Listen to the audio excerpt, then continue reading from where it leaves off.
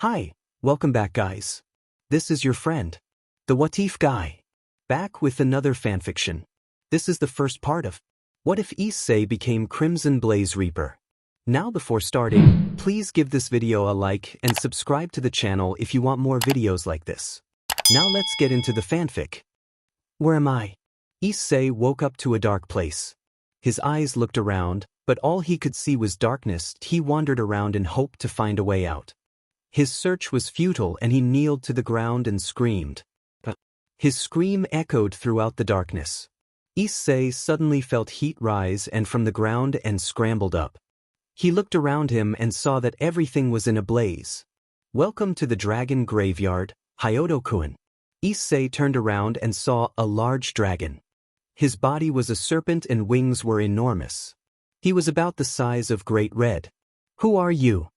Issei was careful not to provoke dragons since he was aware of the terrifying power they possess. Issei looked at the dragon, but he could not sense any hostility.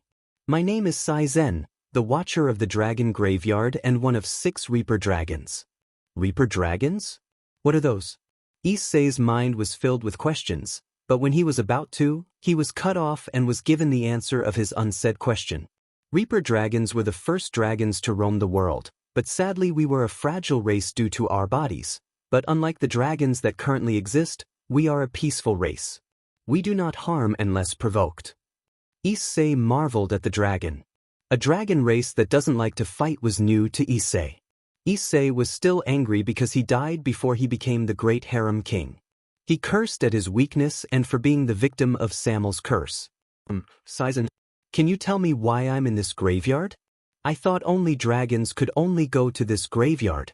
I'm a devil, and since the previous dragon that used to be my partner isn't dead yet, why am I here? Issei needed answers because he wanted to go back to the living to resume his goal to become the great harem king. He wanted to grope Rias and Akino Sanzape, make babies with Zenovia, and beat the living crap out of Vale and Saji. That is also my question, Hyodo-kun. Why are you in the dragon graveyard? This is a very rare problem, but I might make a solution. Issei looked at Saen and waited for his answer.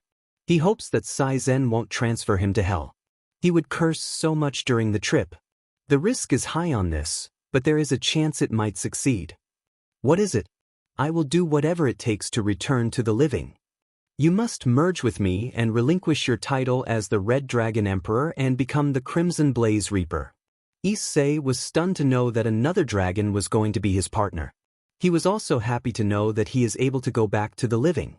Hyodo-kun, before you are able to go back to the world of the living you need to have strength to endure the journey. It is not a simple, pop and hello I'm back now process. Issei was a bit relieved that the dragon had a little sense of humor. He was ready to face whatever was in the road to the living. Saen explained that he needed training to improve his power as a devil and as a new reaper. Saen, I know that we need training, but how can we when everything is black and there is no place for a serene environment for me to concentrate? I need a more suitable place than this. I hope Saen will change our location. It's so creepy here. Of course. I almost forgot about that. The whole place changed to large valley surrounded by mountains. The wind was blowing gently and the sky was clear. There we go, Hyodo-kun. Issei wandered and saw a large stone pillar with 2 dragons carved in it. They looked like Saen because their bodies are serpent-like and have the exact same wings. What is this pillar, Saen? Those are our training partners, Hyodo-kun. We will spar with them once you have gained the concept of both your power and mine. Saen told the origin of Issei's powers. All devils, both pure and reincarnated, used to have the power Void. Void was a powerful element that was able to destroy vast civilizations. There also was a young devil named Atrix who used the Void against Heaven during the Great War and was told that he destroyed 1/4 of Heaven's capital. The power was deemed too destructive and was sealed. It then was forgotten by the future generations. Issei was surprised. He thought that Surzak-sama's destructive power was the strongest in of the powers. So how do I harness this power? It's quite simple. We only need demonic energy and I will do the rest to unlock your power so we can begin. How can we find demonic energy? That is easy. I will transfer your consciousness to the world of the living to find demonic energy. The only question is who has it. Issei knew the person that had the demonic they need. I already know one. That is good. This will make our training much quicker. Issei was told to close his eyes and concentrate. He then felt his mind move upward, and when he opened his eyes he saw Kiba and Zenobia in the forest training. He could see craters and fallen trees everywhere. He could hear them talking. It was my fault for not being strong enough. Kiba was crying while still holding his sword up. No, it wasn't. We couldn't stop it from killing him. Zenobia was looking down on the ground and droplets of tears fell from her face as well. Hyodo-kun, please hurry and collect the energy. Oh right, sorry Saen. Issei walked forward and focused on Kiba and Zenovia's swords. The swords reacted and started leaking a black mist. Kiba and Zenobia noticed this as well. The mist surrounded Issei and made a black outline of his body. Kiba and Zenobia turned to his direction and saw the outline. Both of their eyes were bloodshot from crying, but their faces were shocked. Say, is that you? Zenobia was slowly reaching towards him. You can't be. Are you actually here? Kiba started walking towards him. Issei started to back away with the mist mimicking his movement. Crap, this isn't good. They can see me. Issei was fighting the urge to go towards them and hug them. Hyodo-kun, it is time to go. The mist distorted itself and turned to a spiral before disappearing along with Issei. Issei opened his eyes again to see Saen waiting patiently. Issei saw his hands being covered by a black mist. You collected a sufficient amount for me to start the ritual. Saen opened his mouth and an insignia formed between his jaws. The insignia glowed and mist reacted and started to burn the back of Issei's palm. The mist dissipated and the back of Issei's hand revealed the same insignia as Saen's. It is done. You have the void that is similar to my own. The insignia is also proof of our partnership. I will now be in your care, Hyodo-kun. 2 days passed and Issei was finally able to get the hang of using the void. He pointed his hand towards a mountain wall. His insignia flashed and a beam of red energy hit the wall, leaving a crater. The power is so easy to control, but I don't think it's in its max yet. Issei practiced day and night. His body was getting numb each shot.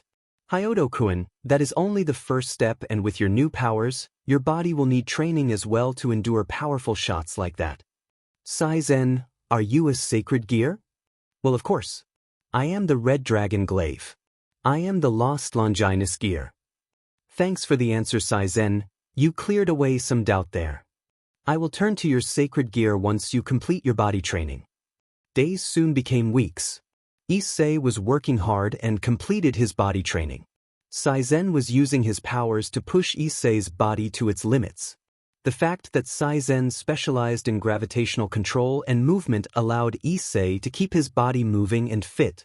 Saen was a harsh, but nice trainer. He gave breaks often and would listen to Issei's stories.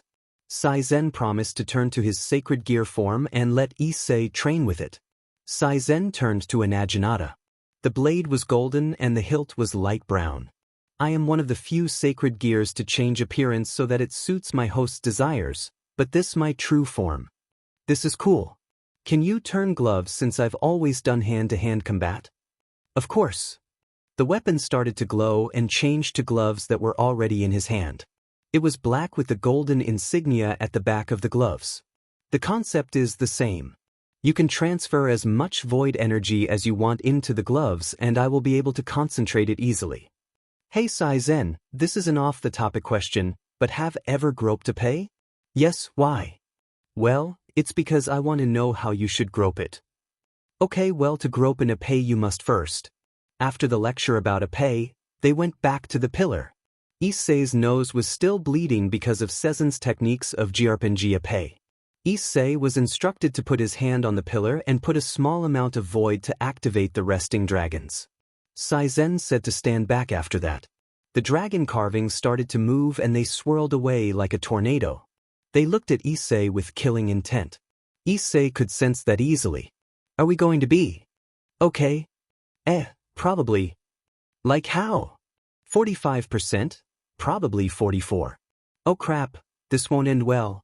Issei was careful due to the fact that his opponents were dragons. He waited for the first move. The dragon on the right lunged first, but Issei jumped upwards to dodge the attack. He was vulnerable in this position and the two dragons didn't waste that opportunity. The second dragon lunged at him directly with its body. The scales were stone, but they cut like teeth. Direct hit and Issei fell to the ground. Hyodo-kun, start the tacking. Issei got ready and his golden dragon insignia was glowing with power. Issei charged at the dragon on the right. His movements were a blur and when he stopped to attack, he charged his right fist and slammed it to the dragon's side, and making the dragon crash to the ground. The second dragon lunged at him faster moves than before. Issei vaulted over the dragon easily, but it turned and started to roll. It created a swirl of wind around its body and charged at Issei again. The dragon he just knocked out got up again and did the same thing. What do I do, Saen? Keep moving, don't let them corner you with their attacks. Issei watched carefully, but the dragons were too fast and the first dragon hit Issei with devastating power, send him to the air. The second dragon flew up and crashed its tail on Issei, sending back down to the ground. The impact created a crater. Issei was already battered after 5 minutes with these guys. Saen, can you go to balance breaker? We can try. I'm not sure if you can, but it's worth an effort. His insignia started to glow and a voice was heard. Activate balance breaker, lightweight Crimson Reaper. Issei's clothing changed.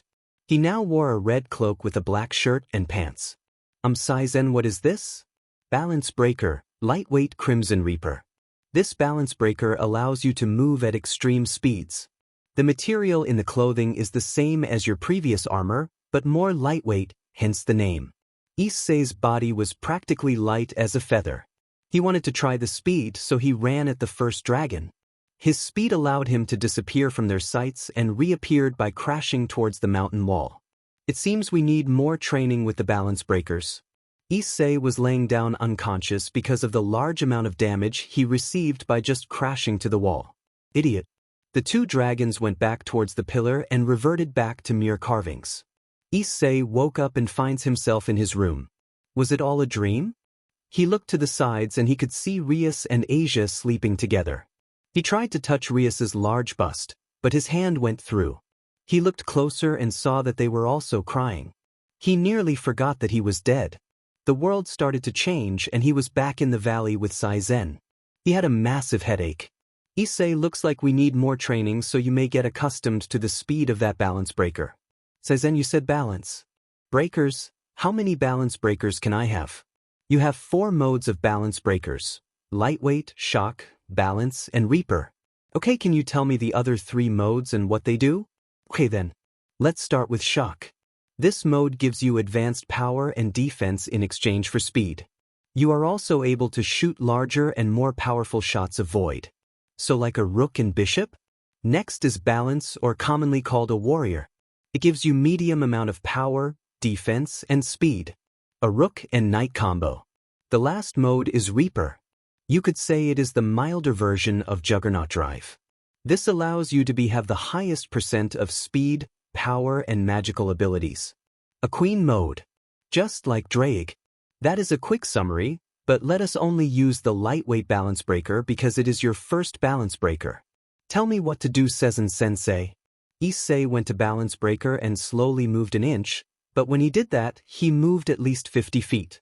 Saen instructed Issei to keep doing this until he can control his movements. Saen provided the needed gravitational pressure on Issei's body. A few weeks doing this and Issei could easily vault over rocks and jump over lakes. Okay, Hyodo-kun, let us see how much you have improved. They went back to the pillar and the 2 stone dragons emerged again. Let's do this. His insignia glowed and the voice was heard. Activate balance breaker, lightweight Crimson Reaper. His clothing started to change. Thanks Satan that Saen can repair clothes, but man, I stink. He was ready to start. He disappeared from sight and reappeared next to the first dragon and slammed his elbow to its side, making a crack sound on the dragon's body. The second dragon breathed fire, but Issei dodged it easily and disappeared again. He was on the dragon and slammed his fist down on its body. The impact made the wind howl. Issei stepped back and started to celebrate.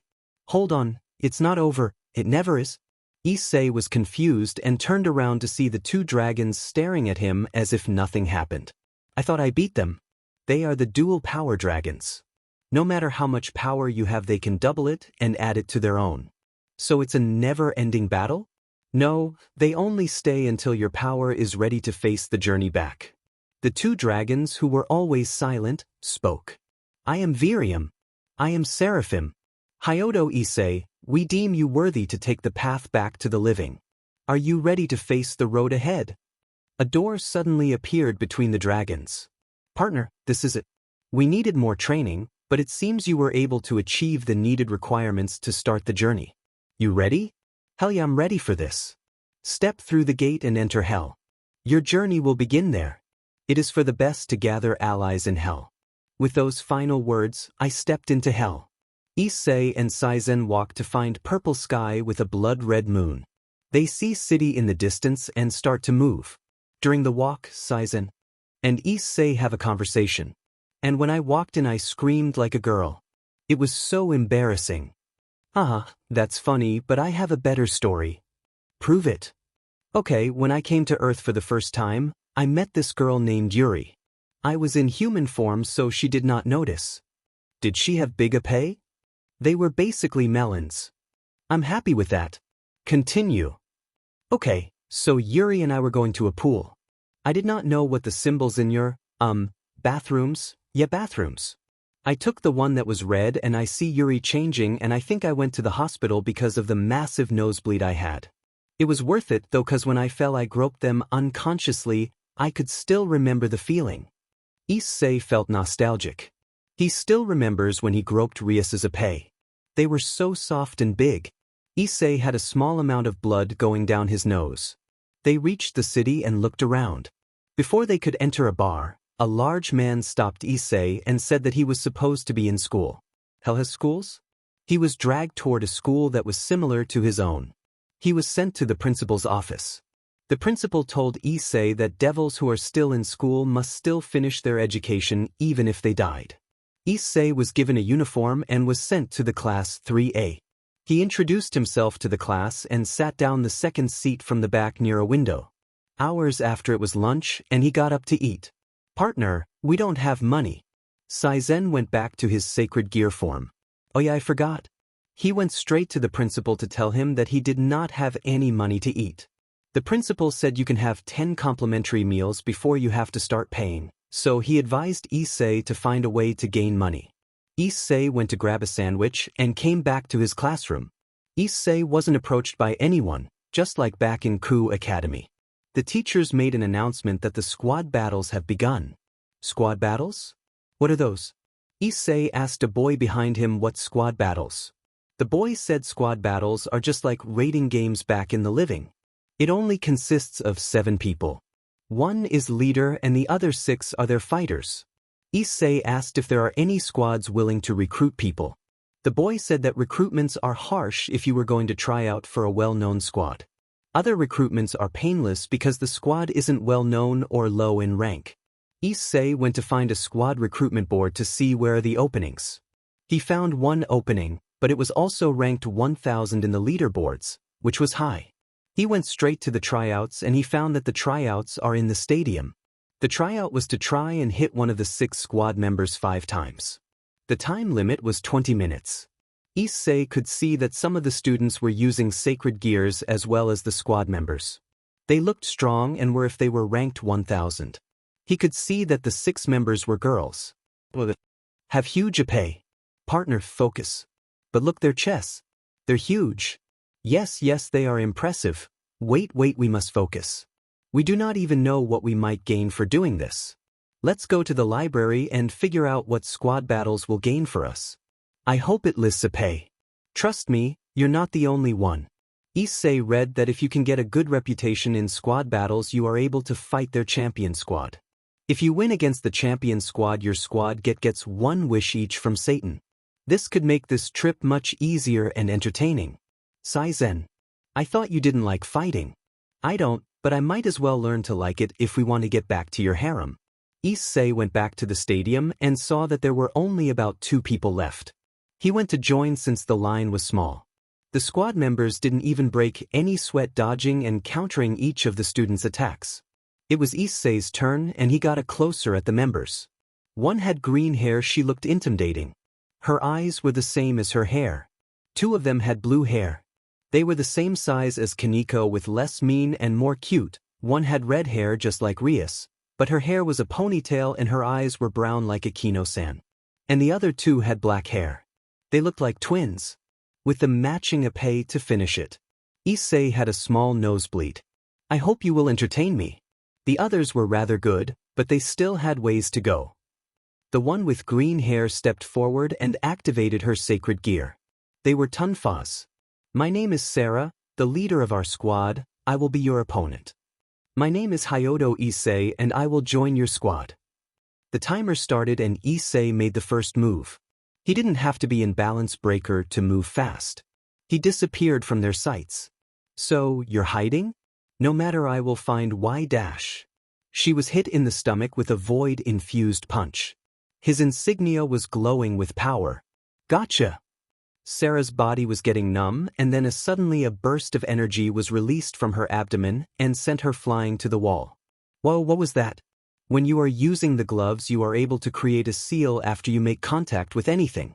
The seal will glow after a 2-second delay. If the seal is facing one way, the target will move the opposite direction. It also doubles the damage you did before the seal was made. That's nice. The smoke cleared and Sarah was unconscious with a large crater in the wall behind her. I think I may have overdid it. I probably should have used dress break instead. They might not let me in the squad, but at least I get to see some nice épée. You are a true pervert. It's amazing. I never thought I would find a more entertaining host. Don't count yourself out, Saen. I am a dragon. Ladies love power, so I can count myself out. It is natural. Damn it. That's a good point. The other 5 girls rushed towards Sarah. They seek worried, and it looks like they won't look at Issei for a bit. It's time to escape. Issei tiptoed towards the exit when a voice said, "Hey, it's not over yet." The girl with the red hair looked at Issei with murderous intent. But this isn't good. But since I beat, doesn't that mean I win? No, it does not. You still need to beat the rest of us. But that wasn't in the tryout rules. Shut up, shut up, shut up. Issei didn't know what to do. Should he keep fighting and risk it or lose the opportunity to get back home? Man, this is tough. The other 5 girls activated their sacred gears. For what you did to our leader, you will pay. Crap, this won't end well. Issei returned to his classroom with a battered uniform and lots of bruises. He decided not to make things worse and let the girls beat the crap out of him. He managed to escape, but that squad was scary. He let out a huge sigh. He lost the opportunity to go back to his home. He went to his new dorm and laid on the bed. He was thinking about Sarah. Did he overdo it? After what he did, he doubts that he will enter their squad. The next day, Issei was eating his club sandwich on his desk when the red-haired girl opened the door and everyone in the classroom was screaming, "Lina Onisama!" She looked at Issei and told him to come with her. He was nervous, not because she told him to come with her, it's because everyone in his class gave him death glares. He entered a room that was similar to the clubroom he used to go to.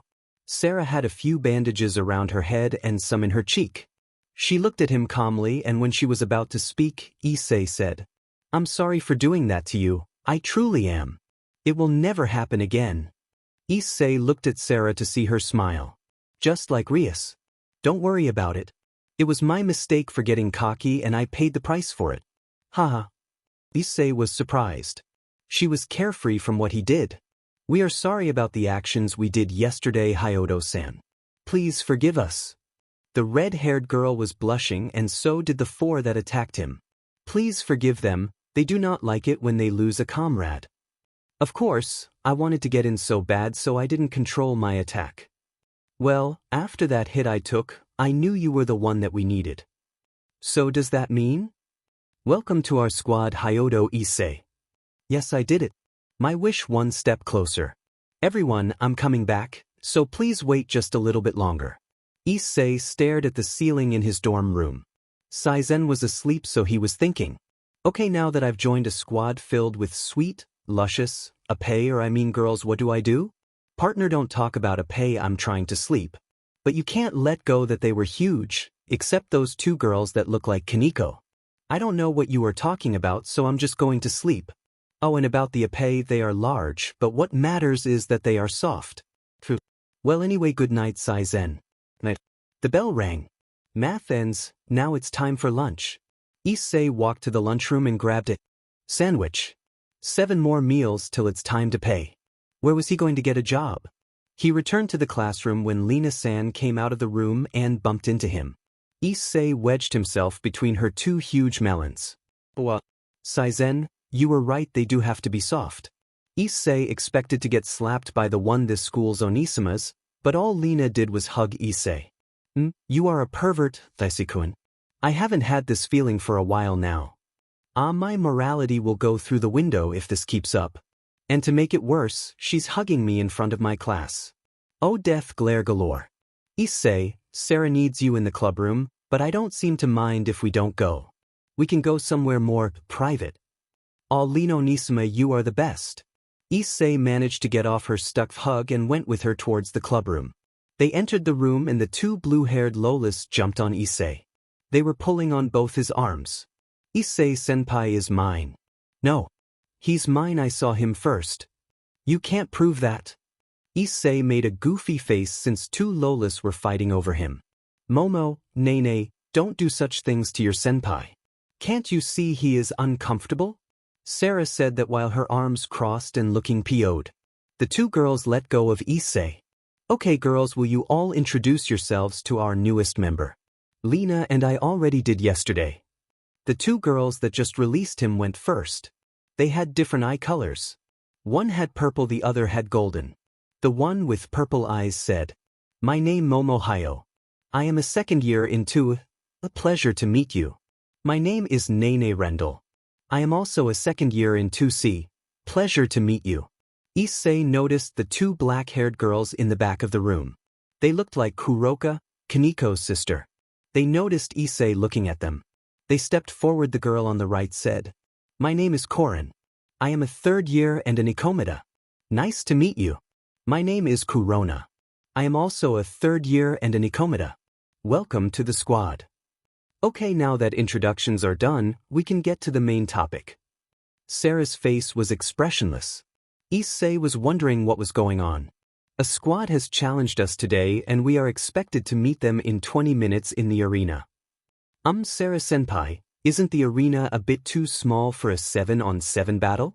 Issei saw the arena. It's big, but it would take a lot more space for devils to fight this kind of match.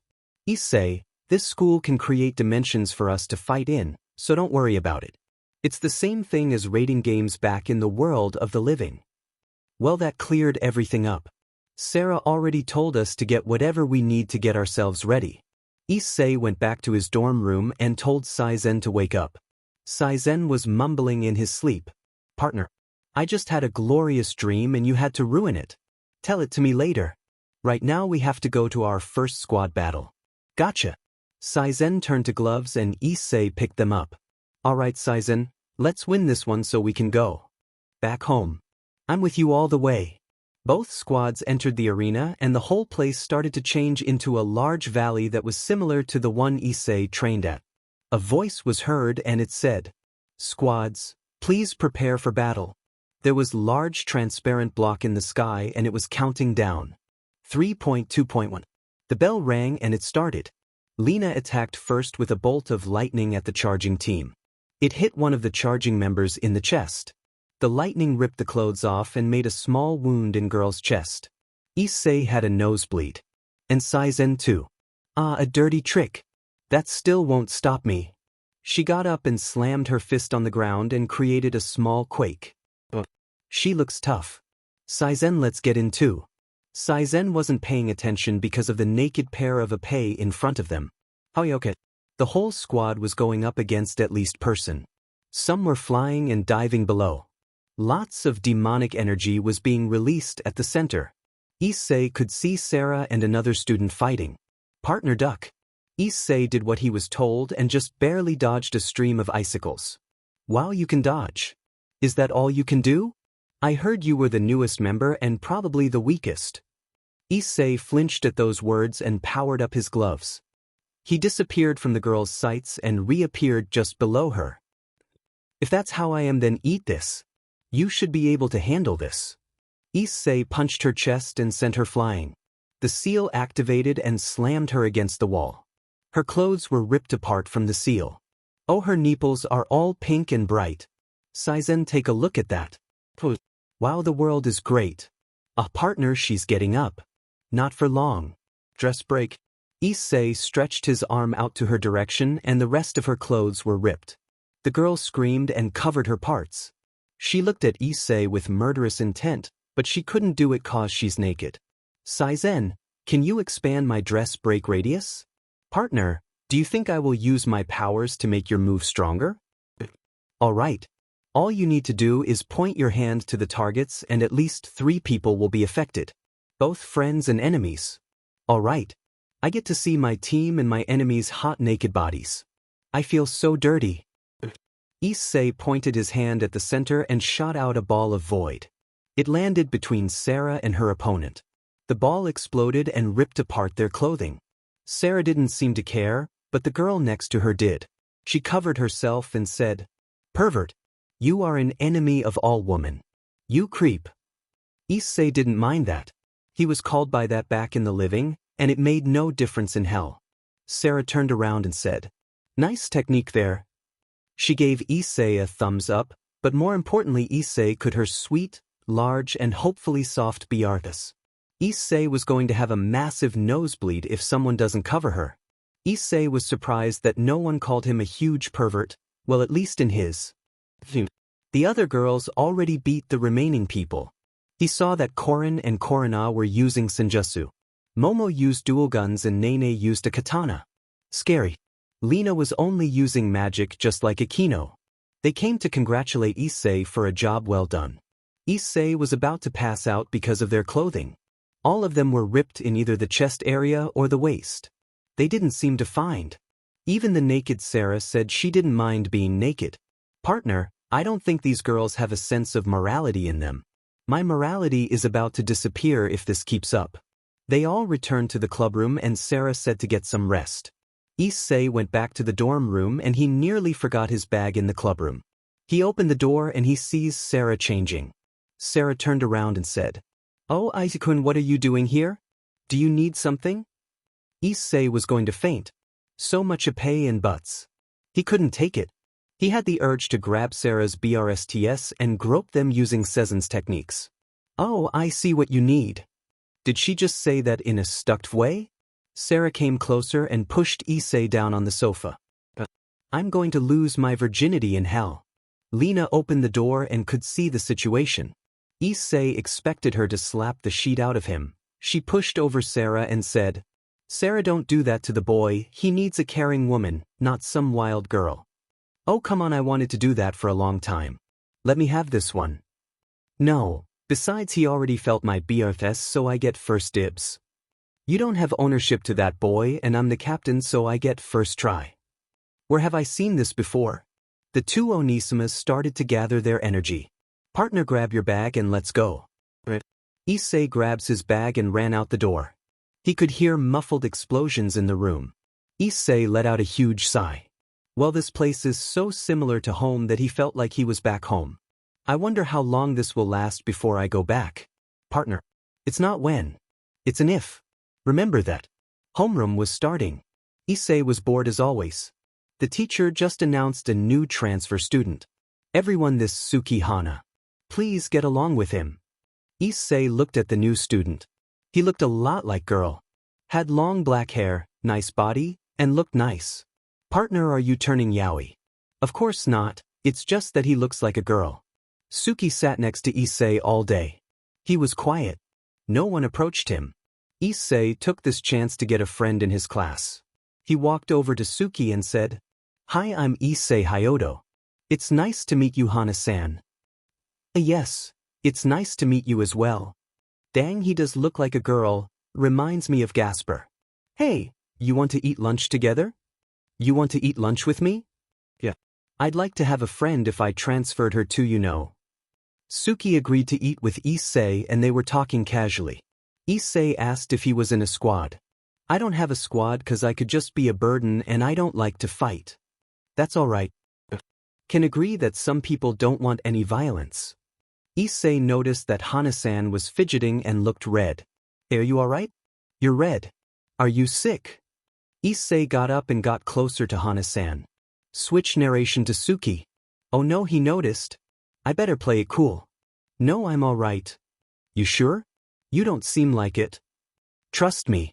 I'm fine. Alright then. Phew, that was close. I should stop fidgeting like that. Though, he's kind of cute. Narration switch back to Issei. I guess I was overreacting. Well. Issei said bye to Hana-san and went to the clubroom during his free PRD. Everyone was there and it looked pretty normal. Momo and Nene were drinking tea, Corin was reading a book, and Sarah was sleeping with drool coming out of her mouth. Lena slapped her head to wake her up. Huh, what chickens were running catch them. She went back to sleep. Hello there Ise-kun. Why you here? Aren't you supposed to be in the arena? The arena? Why? They are doing a short battle for all students here. I think it was a tag team battle. We already went to the battle and won easily. You should try it, you could gain some money. Issei walked towards the arena and sees Hana-san along the way. Hey Hana-san. Wait for a sec. What is it Hyodo-san? Do you want to go to the arena and do a tag team? I guess. People said you can get some money there. Issei and Suki walked to the arena and waited their turn to battle. A few minutes later, their names were called and they entered the battleground. The arena was pretty simple. It's only dirt with walls in a circle. Issei saw their opponents, a girl with Chinese clothing on and a punk girl. They looked strong. Fighters, please activate your sacred gears. They all did it. The Chinese wearing girl had a long wooden pole, while the punk girl had a gun. Hana and I activated ours too. My dragon gloves and Hana had a scythe. I didn't think he could have a menacing sacred gear. Start. The punk girl shot a few rounds at Issei, but Issei dodged them. The other one charged right at Hana-san with a lunge. Hana blocked it and pushed back. Issei was moving with incredible speed and managed to close the distance with his enemy. He punched her but only grazed her. The seal activated and pushed her down, making her trip. Issei took the chance and told Saen to power up. He used dress break on the girl and she screamed. You pervert. Such an evil move. You are an enemy to women everywhere. Issei didn't mind that. He was proud that he was a pervert cause he gets to see naked women. Issei turned around and could see Hana was having some trouble with other student. She hit Hana with a whack to his side and a stab to his abdomen. Issei could hear the wind howl around the woman's weapon and suddenly, Hana went flying back with his clothing ripped apart. Issei rushed over to him. Hana-san, are you alright? Hana was on the ground with his stomach to the ground. Issei grabbed his chest and started pulling him up when he felt something soft on his hands. He was doubting it for a minute and took another squeeze. This time Hana squealed. Hyodo-san, don't do that, it feels weird. Issei took his hands off and was stammering. But how are you dash? A girl? Yes. I thought you already knew. It's kind of hard to hide a girl's body, unless you use lots of bandages to flatten your chest. I didn't want to cut my hair, so that was pretty obvious. Issei actually squeezed his first epee in hell. Saen, please check this off the list. Already done. Issei took off his school jacket and gave it to Hana-san. You might need that. I probably might try to do something dirty, so it's a precaution. I'd actually like that. Did you say something? No, nothing at all. Anyway, let's beat this girl so we can get our prize. Gotcha. The two charged at the girl. Suki went first and slashed on her legs. The girl jumped, but Issei jumped over Suki and did a roundhouse kick in the air and it connected to the girl's side. She flew back a bit but recovered. Partner, do you remember that move the two dragons did in training? You mean the spin? Yes, we can try to do it, but only with your fist. Issei explained the plan to Suki and how they can win it. Suki agreed and got ready. Issei charged his right arm with void and charged. He got just below the girl and he twisted his arm to an uppercut. The quick snap of his arm created a swirl around it and it connected with the girl's stomach, sending her upwards. Suki appeared over the airborne girl and slammed the wooden part of her scythe down hard. The girl fell to the ground and was unconscious. Winners of the battle, Hyodo Issei and Suki. When Issei and Suki were walking back to their dorm. Since you're a girl and everyone probably saw it, they probably put your stuff in the girls' dorm now. Yeah, probably, but that was still fun, right? They see a fork in the road. One goes to the boys' dorm and the other goes to the girls. The sun was setting to a bright purple in the horizon. Issei and Suki stood there, and when Issei was about to go, Suki grabbed Issei's arm and kissed him.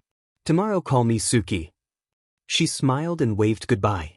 Issei was surprised by the kiss and he walked back to the dorm.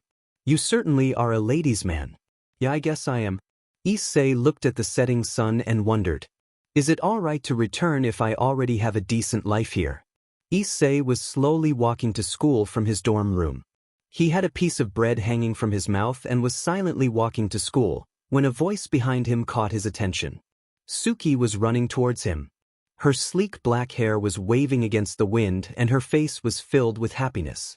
The new girl's uniform she wore actually was the right match for her nice curvy body. Oh, hi there, Suki.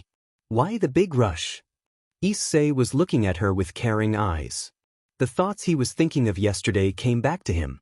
Suki was the one to actually trigger those emotions. His emotions were caught in a raging conflict. Should I go back to the living and face them all, or stay here where I can enjoy my life again? Suki bent her head sideways and said, Issei-san? Are you all right? Hello. Suki was waving her hand in front of Issei's face. She was wondering why Issei suddenly had a blank face. Oh, sorry, had something in my mind. Do you want to walk to school together? Okay. Suki was excited to spend these few minutes with Issei by herself. However, those minutes were ruined when a tall, green-haired girl jumped at Issei, knocking him down on the ground. Hello there, Issei. How are you? Fine. Issei's eyes shifted towards the big mounds of meat on his chest. Sarah's chest was so nice and soft, they could easily rival the softest pillows in the world, or in this case hell. Like what you see, little boy? Issei was making short gasps of air as his hand were about to grab her épée when a hand stopped it. Issei looked up and saw a purple aura coming out of Suki. Crap, did I piss her off? You have such bad luck, don't you? Oh, I was so close too. Suki grabbed Issei out of Sarah's grip and dragged the poor pervert to the school by the collar. Issei had his arms outstretched and was begging Suki to let her go. The rest of the school day went as planned, except from the red hand-shaped mark on Issei's cheek. Suki was really set off for that perverted act he did, but it was expected. She just wished it was her instead of that girl. Her thoughts got even more distorted and weird when she started having some weird daydreams. All that while having a lecherous grin all over her face. She went back to reality when Issei shook her and said it was time for lunch. I wonder if that situation will ever come true? Suki was wondering that during the walk to the lunchroom. Issei said he was needed in the clubroom where his squad was waiting. He waved goodbye to Suki and left the lunchroom. Suki went back to her perverted daydreams again, with the creepy to top it off. She wonders if she was a bigger pervert than Issei. If that was the case, then she will make that boy hers no matter what, but for right now, she was content with her dreams. It was a nice experiment. I thought I would make more girls similar to the ways the girls acted when Issei was still alive. Onward. Issei entered the clubroom where the girls waited for him. They all looked concerned. He wonders why they looked like this. Usually they are more energetic than this. Did something happen? Issei was asking a troubling question for their squad. Sarah finally answered his question. Yes. It seems that the squad tournament has started and the 10,000 squads formed are to start fighting in 1 week. Is that it? That seems pretty easy. The sooner this tournament starts, the better. I'm going to win every battle so I can go back to the living. This time Lena stepped up and said, Issei, you are strong and everyone in the squad agree that you are by far the strongest of this group, but Issei, the people we are facing can easily overwhelm you. You will still need to train over the few days we have.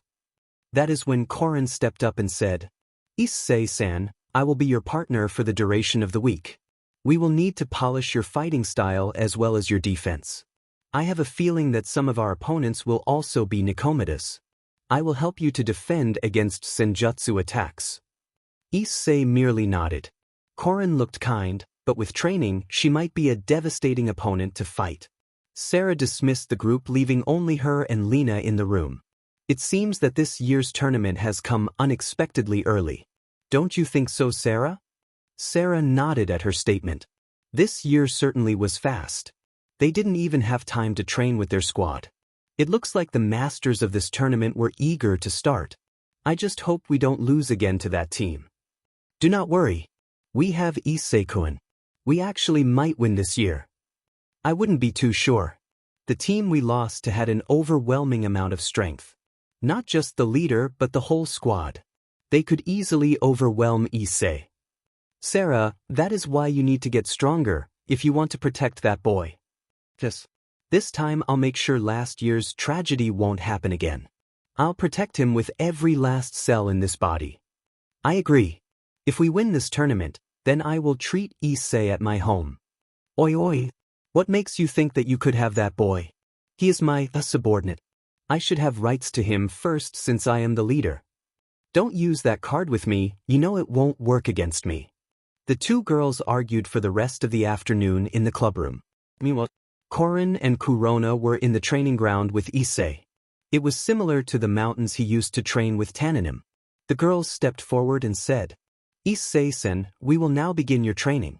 We warn you though that this training will make you feel excruciating pain. Your body will give in to the attacks we will give you. Kurona will help you control your body's ki so it will not be severely injured by Senjutsu attacks. I will be in your care, Korin-san and Kurona-san. The pair nodded and Kurona stepped forward and took Issei to the woods to help him focus his ki. Korin stood there waiting. In the woods, Kurona and Issei walked in silence. Issei looked at Kurona and instantly pictured Kuroka. They looked like they could easily be sisters. Kurona stopped and said, This looks like a good spot to stop. We can begin your training here.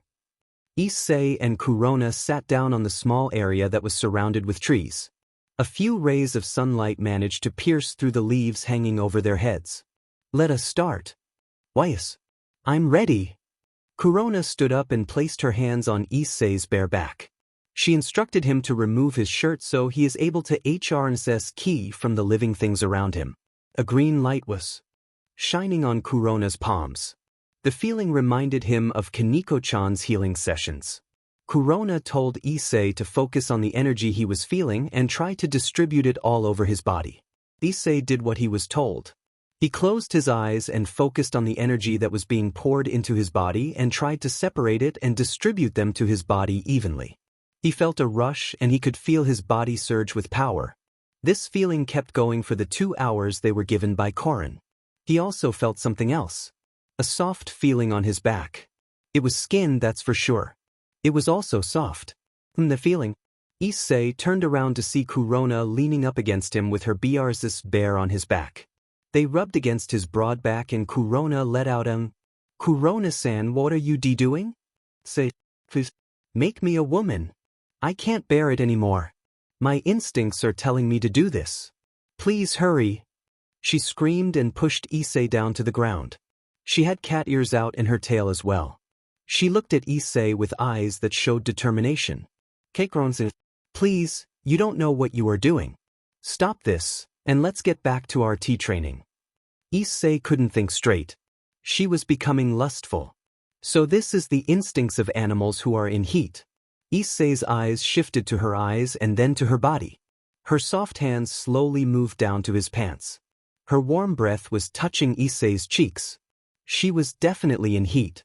I feel so dirty. I'm so dirty. I feel like trash. Yuck. She does look like Kuroka, and this opportunity was too good to pass up, but I have to remember my morals first. Saen soon chimed in. Partner, you have barely any morals, but you did promise the girls back at your home to give your virginity to them. What would they do to you if they know that your virginity was taken by a cat? Crap, you're right. I can imagine Akino-san and Rias to be really mad. Zenobia would probably kill me again as well. There were footsteps getting closer to their location. Judging by the steps, the person was running towards them. Corin soon entered the clearing. What is this? Corin held her hand over her mouth and gasped at the sight she is now witnessing. Sister, I'm sorry, but I need this. My instincts are ordering me to do this. Please let me continue. What? No way. Corin looked at the ground for a while then screamed. You're not the only one that's being ordered by their instincts, I need it too, you know. Stop this now. If I can control myself, then so can you. Kurona finally got her senses back and got off Issei's chest. She put her clothes back on and approached her sister. I'm sorry. I didn't mean to do this, but I need to have NTR-CRS soon. You and I are getting to that age already. I agree, but for right now let's focus on winning the tournament, then we can continue this. Both sisters hugged each other and were softly sobbing. Issei was touched at this moment of affection the two sisters were sharing. Issei stood up and said, I don't mean to break the mood here, but can we start the training again? I don't mind having that situation again if you don't mind, was really inside Issei's head. You don't have any morals. Speak the truth or forever be a virgin. That is cruel, Saen. That is truly cruel. The two sisters nodded and all three went back to the training ground. Corin instructed Issei to do the same energy distribution to his body. Issei did what he was told and covered his body with a strong aura of ki. Corin charged at Issei and with a Senjutsu-infused punch, the strong aura that covered Issei's body was penetrated. He felt the urge to puke after a punch like that. So that's the power of Senjutsu. He fell to his knees and clutched his stomach. The ability to disrupt a person's flow and damage her lifespan. A truly terrifying technique. Corin soon explained that a way to defend against Senjutsu is to have an unbreakable will and to naturally acquire ki from their surrounding without even noticing it. The user must create an unbreakable barrier of ki. The only way to strengthen that barrier was to have a strong will and resolve. Issei listened to all this and finally stood up again. Can we continue? Corin and Kurona could already see his determination and resolve to get back to the living. Kurona sat Issei down and told him to focus. This time on his surroundings. She told him to feel the flow of ki surrounding him. Senjutsu was based on life and nature. You must allow yourself to continue the flow of ki from your surroundings to your body. Make your body be one with the location you stand. Issei could feel a rush of energy surrounding his body. He opened his eyes to see black space. He remained sitting down and focused even more. Opening his eyes again, he could see a red swirl around him. The vortex swirled around his body. The feeling he felt when it entered his body was amazing. He could only describe the feeling second to when he felt Rias's Issei. The feeling was like being reborn again. Corin and Kurona watched with astonishment. They could already feel the immense ki he was able to produce. Small saplings grew around him. Issei became one with nature. Issei opened his eyes again. His usual brown eyes were still there, but they also had a tint of red on them. He looked more serious and not the usual pervert he used to be. Issei stood up and asked Corin to do the same attack on him again. Corin went back a bit and charged at Issei with a more powerful punch.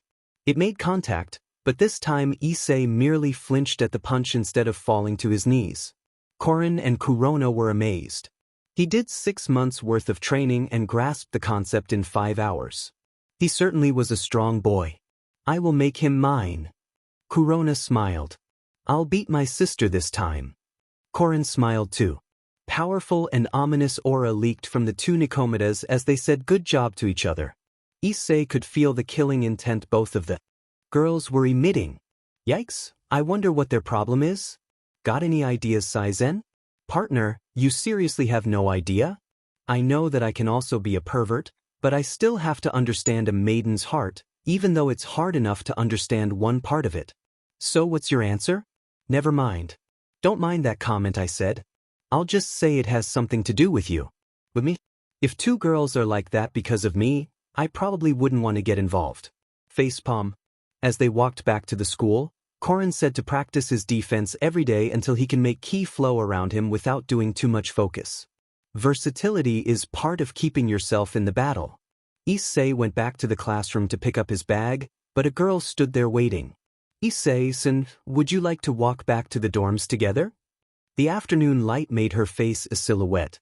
Her long black hair was gently waving to the breeze that entered the small opening of the school's window. Of course, Suki. As the pair walked together on the path that led to the dorms, there was a small romantic atmosphere around them. The purple sun against the red moon created the perfect scenery for an orange horizon entering the night. The wind was blowing lightly against their faces. Hey Issei-san.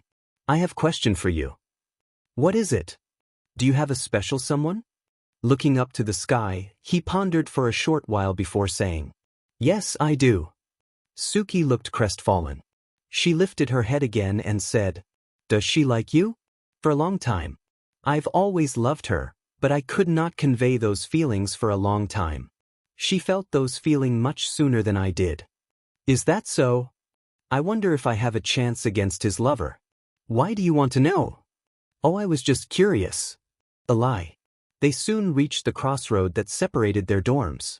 They looked at each other for a while and Suki was first to say goodbye. Issei walked the other direction. I wonder if Issei still remember the kiss we had. I hope he doesn't go away. Suki's chest became warm and she felt her heart beat rapidly. Is this what people call love?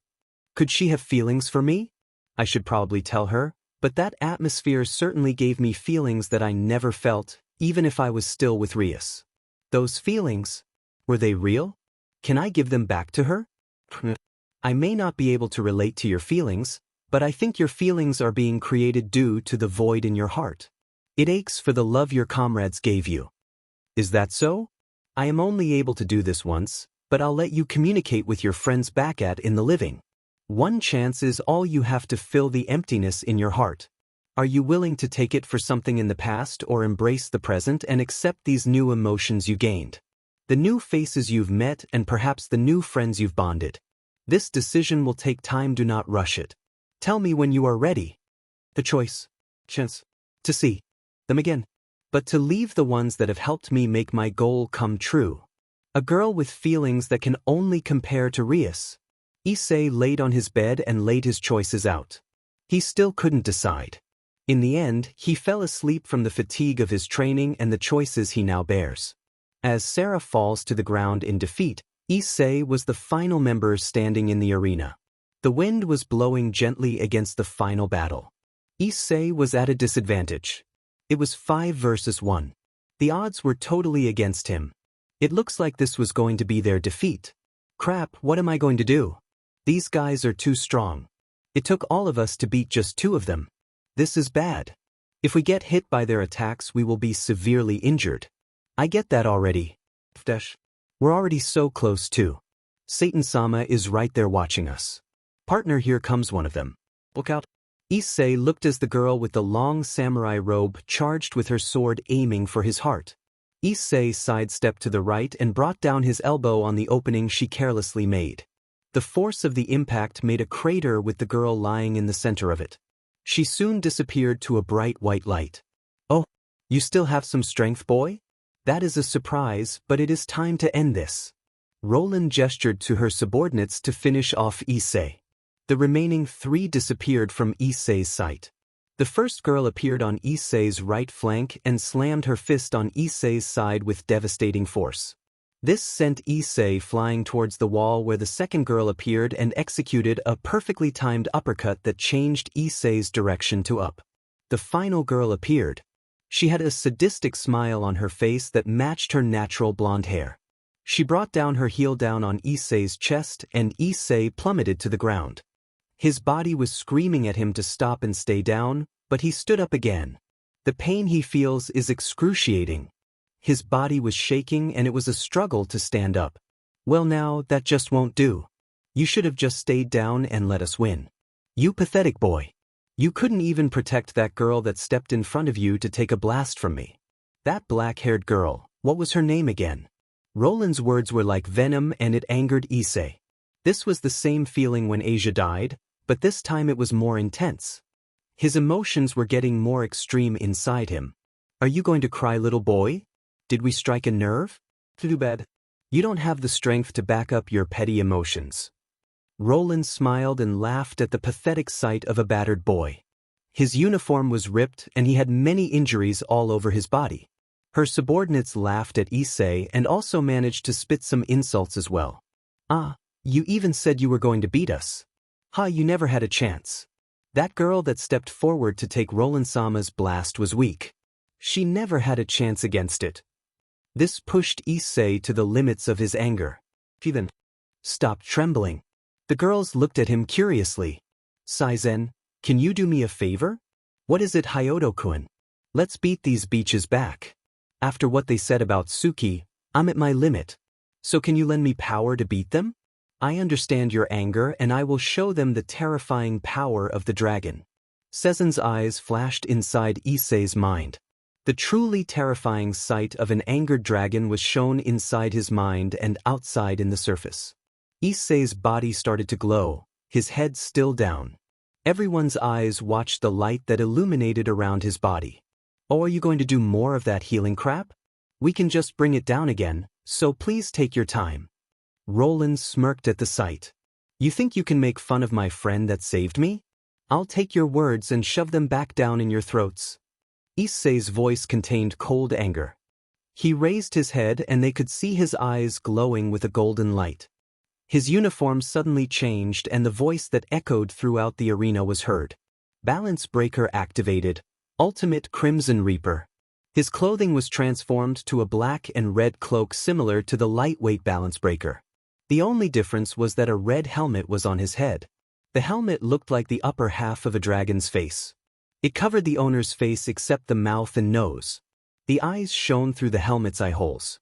The upper jaw covered the face, creating a shadow of mystery that shrouded Issei's face. With a yell, Issei displayed the power of an angered dragon. The arena shook as a golden light swirled around. Issei had a definite thickness in it. The whole arena watched the sight displayed below. Satan stood from his balcony seat to see the only being to surpass his power. They were all in awe at the sight of Issei. A golden dragon surrounded Issei's body with its head just above Issei's. Its teeth were bared and its eyes were filled with anger and power. This was the power of Saen and Issei, the ultimate Crimson Reaper. Bow before their mighty power and fear it. The moment has finally arrived. With this power, Saen, we will beat them and win this tournament. Let's end this. I need to vent some anger out. Likewise. With those final thoughts, Issei charged at his opponents, with a corona of energy just in front of him. His charge resembled a dragon charge with its mouth open. The immense power was immeasurable. His eyes and body were glowing with power as a final charge to victory was made. The end of this tournament shall end here and now. Issei charged at the tree 15 meters with lightning speed. He wasn't even in Balance Breaker and he could move this fast. His punch made contact with the tree. A loud bang was released and the tree was uprooted and sent flying 10 feet away from its previous location. Nice job, partner. You have gotten strong in the last few days. Thanks, Saen. The training program you gave me helped. I'm already excited for the first battle. Kurona soon entered the area and could see the uprooted tree and a happy Issei. The pair smiled and called out to Issei. Issei, Sarah needs us in the clubroom. Let's go. Coming. Once the members have settled down, Sarah began her speech. It looks like everyone trained hard. I'm so glad you all show so much dedication. Anyway, that aside, a squad has challenged us. This will be our first battle, so be prepared. This squad's rank is 10 levels ahead of ours. Do not, and I repeat, do not lower your guard. Lena stood next to Sarah and said, Everyone, please meet us at the arena in 20 minutes. Make sure you have what you need for the battle. And also, good luck everyone. Issei went back to his room and lied down for a bit. He was deep in thought of how strong this squad was to make Sarah so serious. He shook his head and sat up on his bed. If we win this, then I'm one step closer to reaching my goal. Are you ready, Saen? Yes, it has been a while since I've fought. Let us do our best, partner. Issei opened the door to his room and a young, raven-haired girl stood outside of the door. "Oh Suki, hi there." "Hi Issei-san. Are you going to your battle?"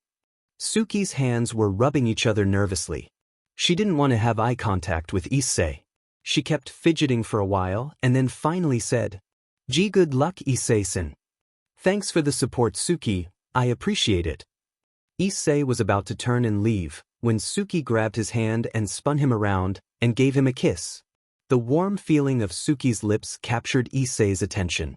The soft red lips of Suki made him feel a warm feeling in his heart. One that was empty, but was slowly being filled. It felt like forever for both of them. The romantic scene of a girl and guy kissing while the purple sun and red sky create the scenery of sunset was recreated again. Once the lips parted, Suki raced past Issei and fled the dorm. Issei could only stand there, amazed at her boldness. She reminded him of Rias's boldness, along with Asia-chan's caring personality. His mind quickly flashed him of the moments he spent with Rias. Issei soon snapped out of his nostalgia and ran towards the arena.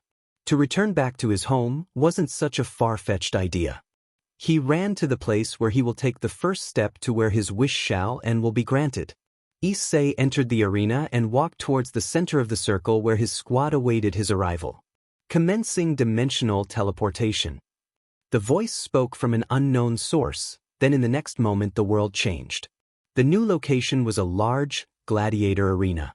The large brown rock towered the 14 contestants that occupy it.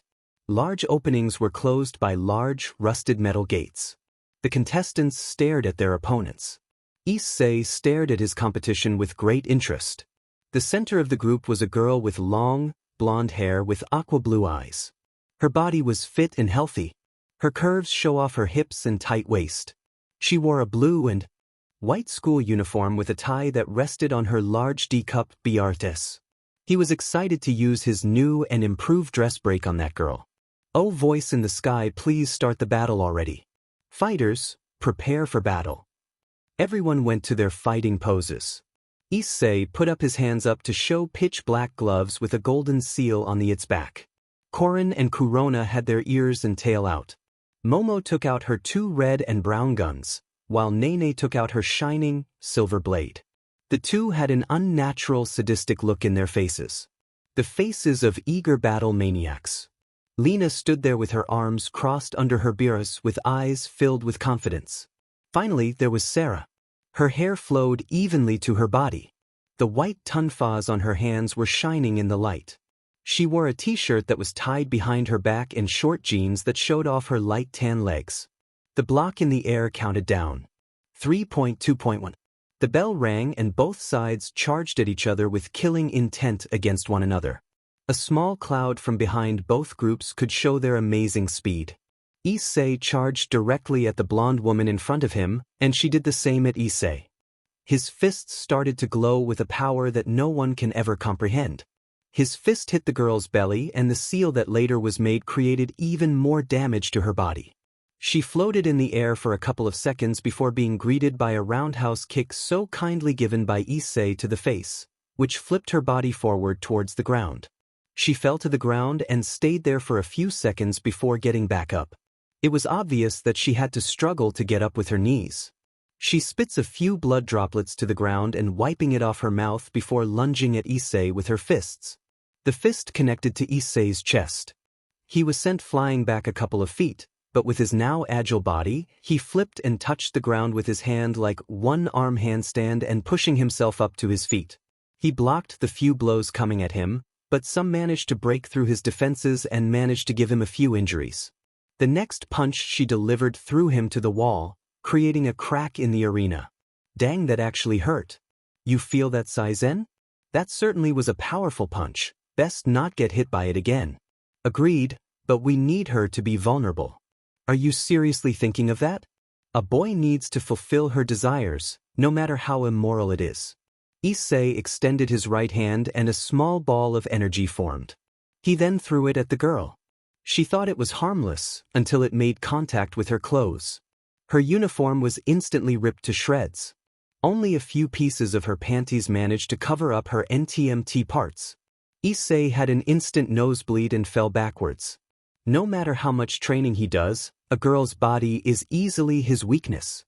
He looked back up to see the blonde Bishujo cover her bios with one arm and charged at Issei with her free hand. Flipped backwards and avoided her punch that buried into the ground. I got to give props to her. She still fights even when she's naked. This made it more RDC. You got to admire her resourcefulness. She didn't break down like other girls do. I agree. Oh, this is a good time to attack, isn't it? Not just yet. Let me admire her body for a sec. Okay then. Let's savor the moment. Issei gets a nosebleed from the sweet body that crouched and struggled to get her right arm free. The girl looked up, and to Issei's surprise, she was crimson like a rose. That made it even better. He fell backwards again. She finally got her arm out and charged again, but with a flustered face, she seemed to lose concentration. Issei took this advantage and used his legs to sweep her feet off the ground. She fell and Issei caught her and carried her bridal style. She was deeply flustered. This is awkward, so can you surrender? Your friends are already beaten. The two looked to see the last of her team fall to the ground. His squad cheered and gave each other high fives. They all turned to Issei and were waiting for Issei to finish his opponent. The girl stuttered. I yield. On one condition. What is it? You have T to kiss me. You need T to take responsibility. The other girls heard the request and they stared at Issei with demon eyes. They seemed to say, if you do it we will rip your soul apart. I'm going to regret this later. What are you thinking? A peck to the cheek? You'll still get a beating. I know, but I can run faster. Issei whispered something to the blonde's ear and it made her close her eyes. Issei gave a quick peck to the cheek, but the girl turned her head and gave a smooch right to the lips. That sneaky girl. Issei drew back quickly. She laid the girl down to the ground and ran as fast as his little perverted legs can take him. As he was running, he heard the faint voice. Winner, Sarah Squad. He smiled at the announcement and continued running. The girls were trailing him with a demonic aura. Later that day, Issei was sitting down on the sofa of the clubroom with many bruises on his face. Kurona walked over and started to heal Issei. She also said for all the girls to hear. Issei-san, I thought you were going to give me a congratulation kiss after the battle if we won. I need dash. He was quickly cut off by Sarah's voice. You promised her what?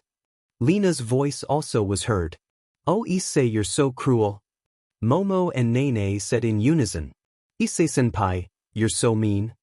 Korin said in a contained anger. When did this happen? Kurona answered in an obvious voice. It was in the forest. Duh. Issei was fearful for his life. He could already feel the large amount of demonic energy gathering in the clubroom. This won't end well for our hero. To make matters worse, Kurona threw her head back to get the hair off her face and moved in for the kiss. Issei was mystified with her golden brown eyes and hot breath. Partner, do you want to die in hell? No, what? Then suggest that you stop what you are about to do and come up with a good excuse to leave the room. Okay, gotcha. Everyone, I have something to say. What is it, Issei-kun? Sarah still looked freaking set off. How should I say this? Bye. With those words he lunged towards the window and fell off the two-story drop. He barrel rolled and ran straight for his dorm. This certainly has been an exciting and RDC day, isn't it? I agree with you on that one, but hey, how long will this tournament take if there are 10,000 squads assembled? I've heard that the longest time this tournament went was about 3 weeks. So it will probably end very soon. Dang, how powerful can some of these squads be? I don't know, but there has been rumors of a squad that has already defeated roughly 500 squads. They might be our biggest challenge. If we win then this tournament won't last at least 1.5 weeks. That's roughly correct. Dang. To defeat 500 squads in the first 2 days of the tournament. That squad might have some powerful members. Back at the clubroom, Sarah and Lena were sitting opposite of each drinking tea. After a few minutes of silence, Lena finally spoke.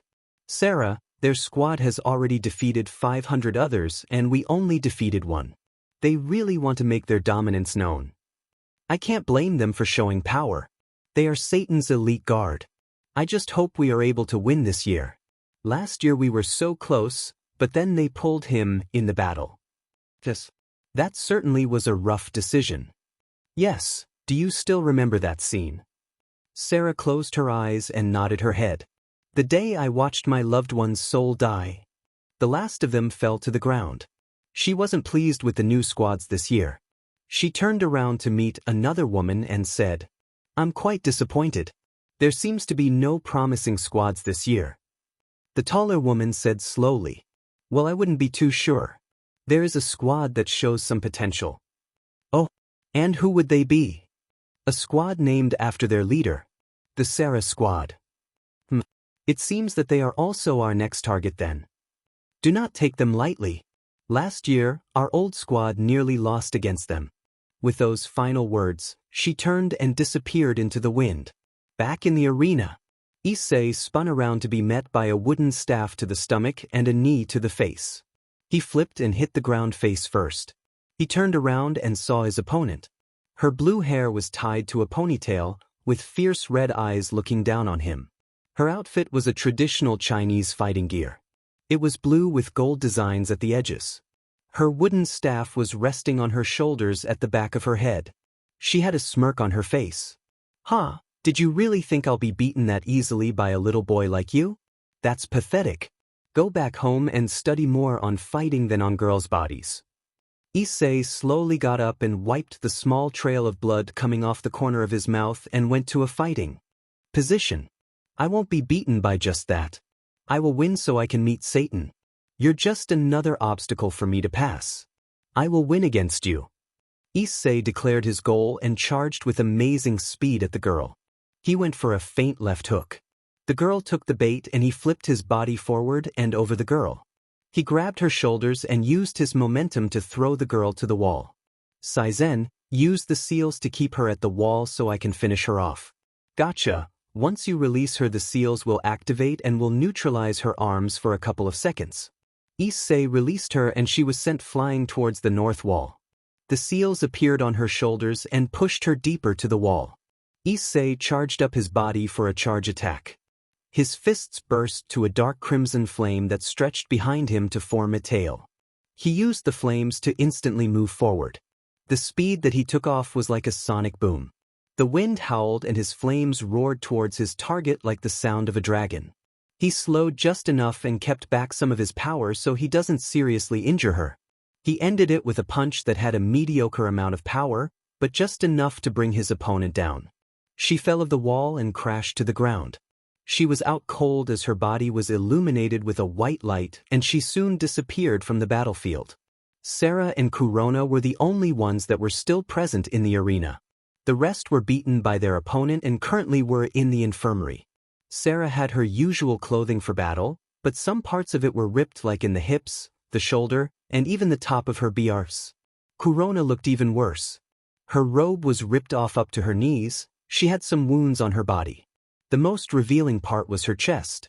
The only thing that covered her chest was her long black hair. Issei was looking at them with lecherous eyes. He was smiling at them with the most perverted fantasies he can conjure up in his mind. The two girls looked at Issei with slight confusion before Kurona stepped forward and grabbed Issei's right arm and pressed her chest towards it. Looks like this is our 15th win, isn't it? Issei-san, I think this is a good time for that kiss, don't you think? Sarah was seriously set off. She grabbed Issei's left arm and yelled in a cute, whining voice. No, he's mine, Kurona. You have no permission to take him. I am the leader of our squad, so my orders are absolute. So take your hands off our champion. Yeah, your champion. Kurona was so cute when she puffed her cheeks in defeat and anger. She slowly let her grip lessen on Issei's arm and walked away in defeat. Her black cat ears and tail drooped as she walked to the gate. Issei and Sarah were left in the arena, and when Issei was about to move, Sarah stopped him with her grip. When Issei turned around to see what was up, he saw Sarah's face all red. She tightened her grip and pulled him closer. Sarah, think we should go back and celebrate in the clubroom. We can catch up with the others there. So can you let go? Issei didn't seem to understand the atmosphere. Sarah looked up at Issei with her gentle emerald eyes. She had a childish face on. I don't want to go to the clubroom yet. Can we stay like this for a few more minutes? Sarah kept hugging Issei's left arm like it was a soft teddy bear. Issei calmly looked down at her as she hugged it with great pleasure, similar to a young girl. A blue glow suddenly appeared in front of the pair and Lena materialized. She didn't look too happy. She stomped her way towards Issei and Sarah with her cheeks puffed. Sarah, what did I say about Issei? I told you I will treat his injuries and you hold him up. Sarah wasn't very pleased either, since her moment with Issei was ruined, right when she was about to move in for the final piece of her plan. But Linnea, a few minutes couldn't hurt, please? Besides, Issei was enjoying it, right Issei? Hey, about that.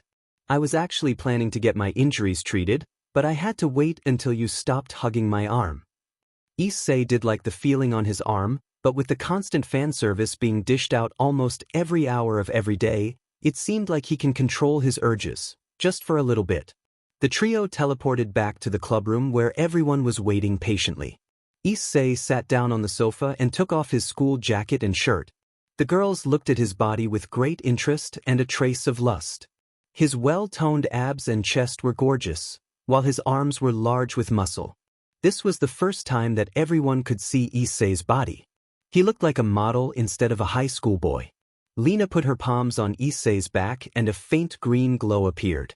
His wounds slowly healed and before long was fully healed. Issei put his clothes back on and also ended every girl's little fantasy with Issei.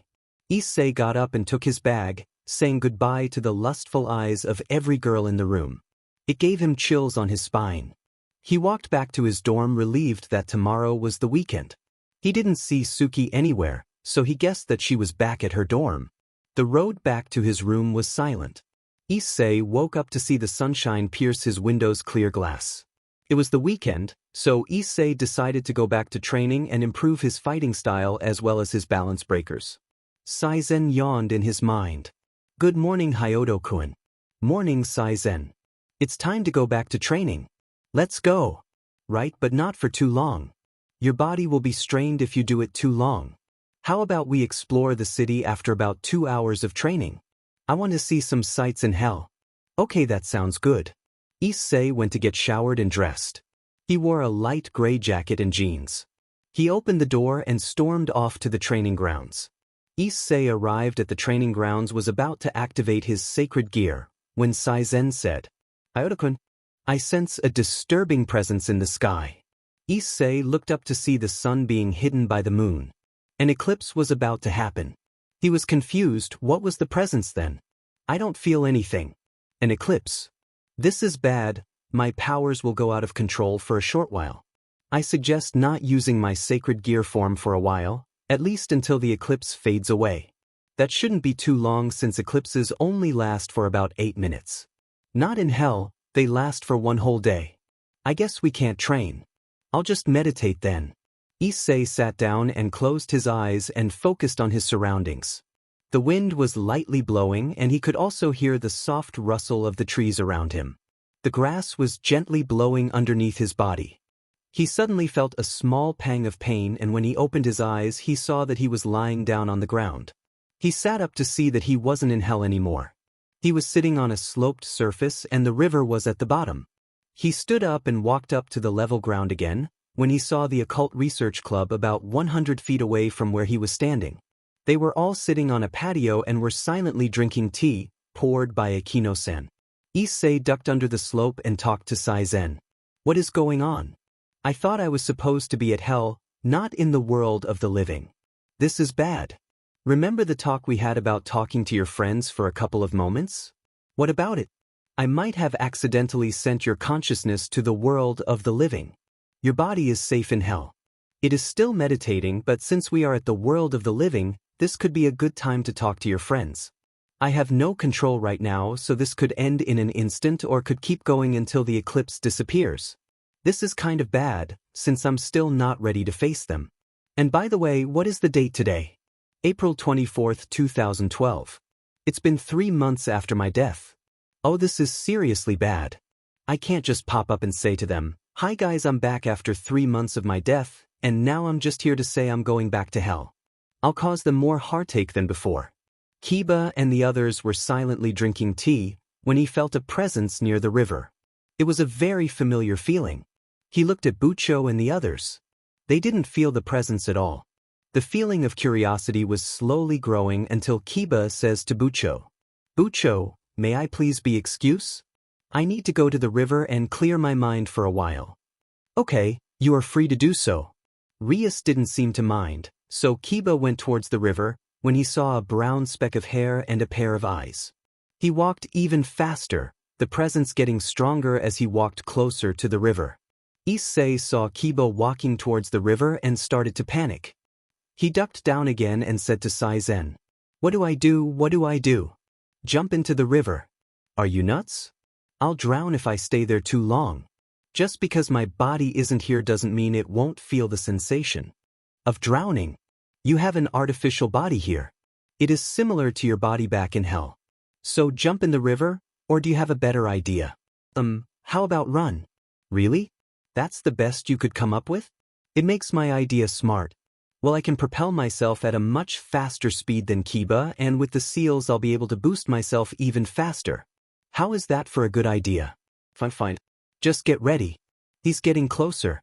Kiba could see the brown hair more clearly as he neared this person, but suddenly a large burst of energy made the person move to the right. The rest of the Gremry group also felt the burst of power.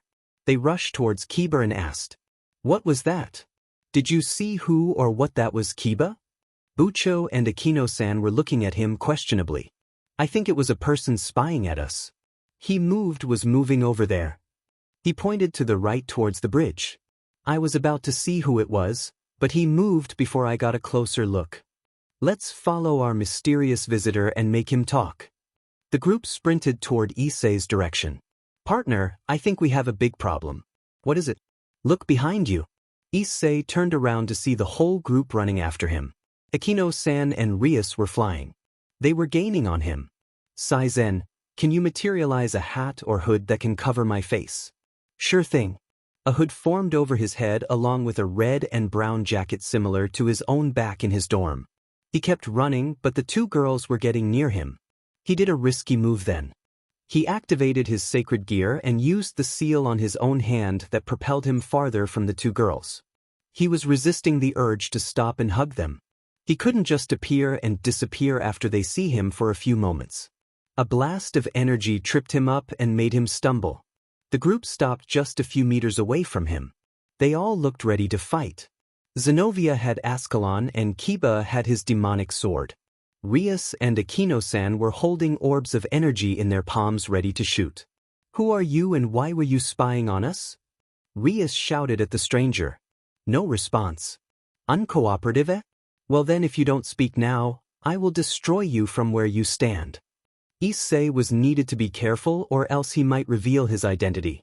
He had no choice but to use the lightweight Crimson Reaper to escape. "Saen, can you focus your energy and let me go to Balance Breaker?" "Sure, but it won't always turn out what you want." His body started to illuminate and his clothing changed to the red and black cloak of the lightweight Crimson Reaper. A voice was heard when he transformed. "Balance Breaker, lightweight Crimson Reaper." The others looked surprised. They were facing a boy with a Balance Breaker sacred gear. Kiba also changed his sword to its Balance Breaker form. "Hyodo-kun, it's time to move. We cannot fight them." "I know. That's why I have this Balance Breaker on." Issei took a step back and disappeared from their sight, before reappearing 20 meters away. Fast. Zenovia and Kiba were amazed at the speed. The stranger had no intention to fight, only to escape. They will not let that happen. The pair charged along with Bucho and Akino-san. "Partner, they won't let you escape. We must fight them now." "But you said a minute ago." "Forget what I said. If you don't want them to figure out your identity, then fight them." "No. TSK, no choice then." Issei lowered his back and jumped forward at Zenovia and Kiba. He clotheslines them, causing them to fall backwards. He didn't like to fight his own friends, but to let them believe that he was dead for a little while longer was better than causing them even more heartache from seeing him in 1 minute then gone in the next. Rias and Akino-san shot a powerful combination of Rias's power of energy and Akino-san's holy lightning. Issei blocked it with one hand. Rias and Akino-san's face were painted with shock. A boy about their age can block that attack. Issei finally spoke. Please, I don't mean any harm. I just want to leave. I won't attack anymore, but please let me go. How can we trust you? You could be part of Hades' spies. Kiba spat the words at Issei. Please, I'm not a spy. Just please let me go. This time Rias spoke.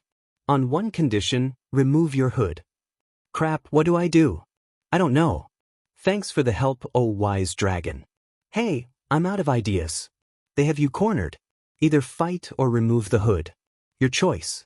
Issei thought for a moment before reaching towards his hood. He slowly removed it from his head. Suddenly, a shout came from behind them. Oi oi, what is with the ruckus? It was Azazel. He was running towards them. Issei stopped from removing his hood. What is going on here? He looked up to Rias for the answer. That boy was watching us before running away in quite a hurry. Ah, is that so? Hey boy, where you going? Issei was quiet for a while then answered. I'm going back to hell. Hell? Huh, seriously, where are you going? Like I've said, hell. I'm serious, where are you going? Azazel wasn't amused and spread his 12 black wings. He charged at Issei with enough power to only knock him out. Azazel knew this, but he underestimated the boy when he sidestepped from the charge and placed his hand on his back. Azazel was pulled to the ground with extreme force. You got some fighting power, kid. Want to join us? We need a new member, unless you already have an alliance. Rias screamed in the air. No. No one is going to replace Issei, and that's final. He won't replace him even if you force me to change him. Issei could feel her despair. He stood straight and said, I really appreciate your loyalty and love to me, Rias. Rias and the others looked at him with confusion. He then took off his hood. Hyodo Issei. He smiled at their disbelief as they see him, perfectly healthy and, as far as they know, alive. Everyone stood stone still to see their friend back from the dead. Issei stood in the middle of the group.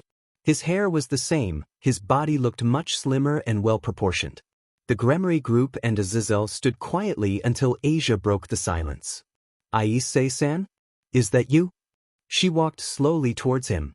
She looked dizzy and was clumsily walked towards him. It felt like a dream to Asia, to see him again. She grabbed to his cloak and felt his face. It was really him. Tears slowly fell down her beautiful eyes and hugged Issei. Issei-san, sob your back. You're actually sob back. She coughed the few words she could say and buried her face into Issei's chest. Issei hugged Asia back, but he muttered into her ear. I'm not yet alive. Issei removed her face from his chest to see her eyes denying what he had just spoken. He grabbed Asia's shoulders and gently pushed her off. He turned around to face the rest of the group. They looked at him intently. Their eyes were filled with shock, but still calculating. Azazel stepped forward slowly and said, Why should we believe that you are Hyodo-kun? He died 3 months ago and we could not bring him back to life. After 3 months of knowing you were dead and then suddenly popping out of nowhere saying you're back. Do you think we are fools? TSK. They won't believe that it's really me. Saen, what do I do? Huh, oh yeah, the situation. Right, try negotiating? Think of a better idea. Fine. Give me a few minutes. Stall them for now. Better hurry. Azazel is getting angry. Issei stood there calmly taking in Azazel's question. On the outside he was calm and collected, but in the inside he was getting nervous. He needed to find a way to distract them. Okay, then what do I do to prove that I am Issei? Show us your Welsh dragon scale mail. But the situation is getting worse. Any ideas yet? Got one. Run. Oh wow, thanks for telling me a good plan. In your state, you are easily outnumbered, plus the fact you don't have that red dragon emperor with you anymore. To make matters even worse is that they are your friends. If you actually fight them, then you will easily be dispatched. I won't be able to help since the eclipse is still on for about 3 hours. I can't run for 3 hours.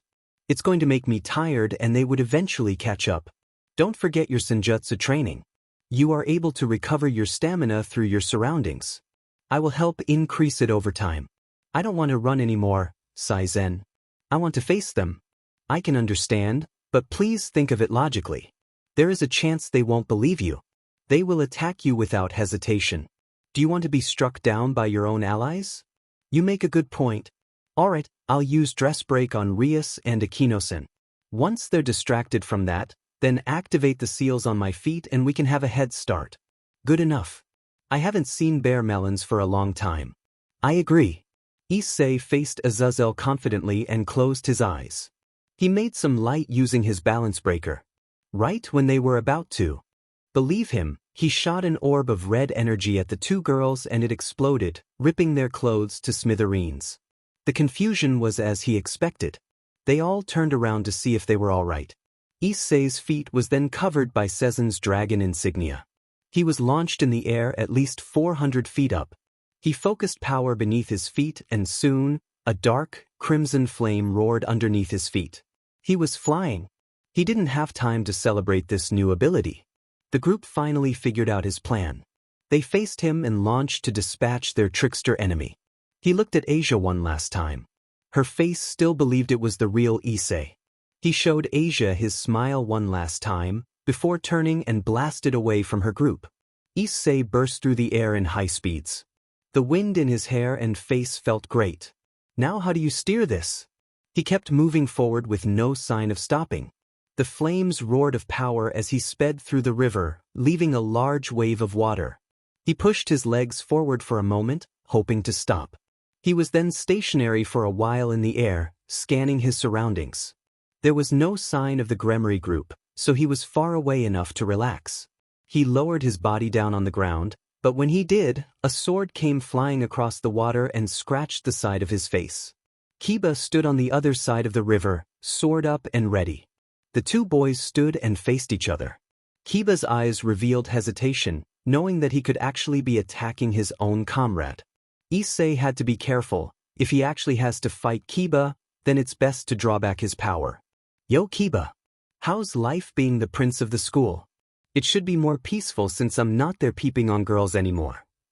Yeah, it is more peaceful. Then Tai Trio finally broke up and it's calm then on. Too calm for my taste. Yeah, I guess.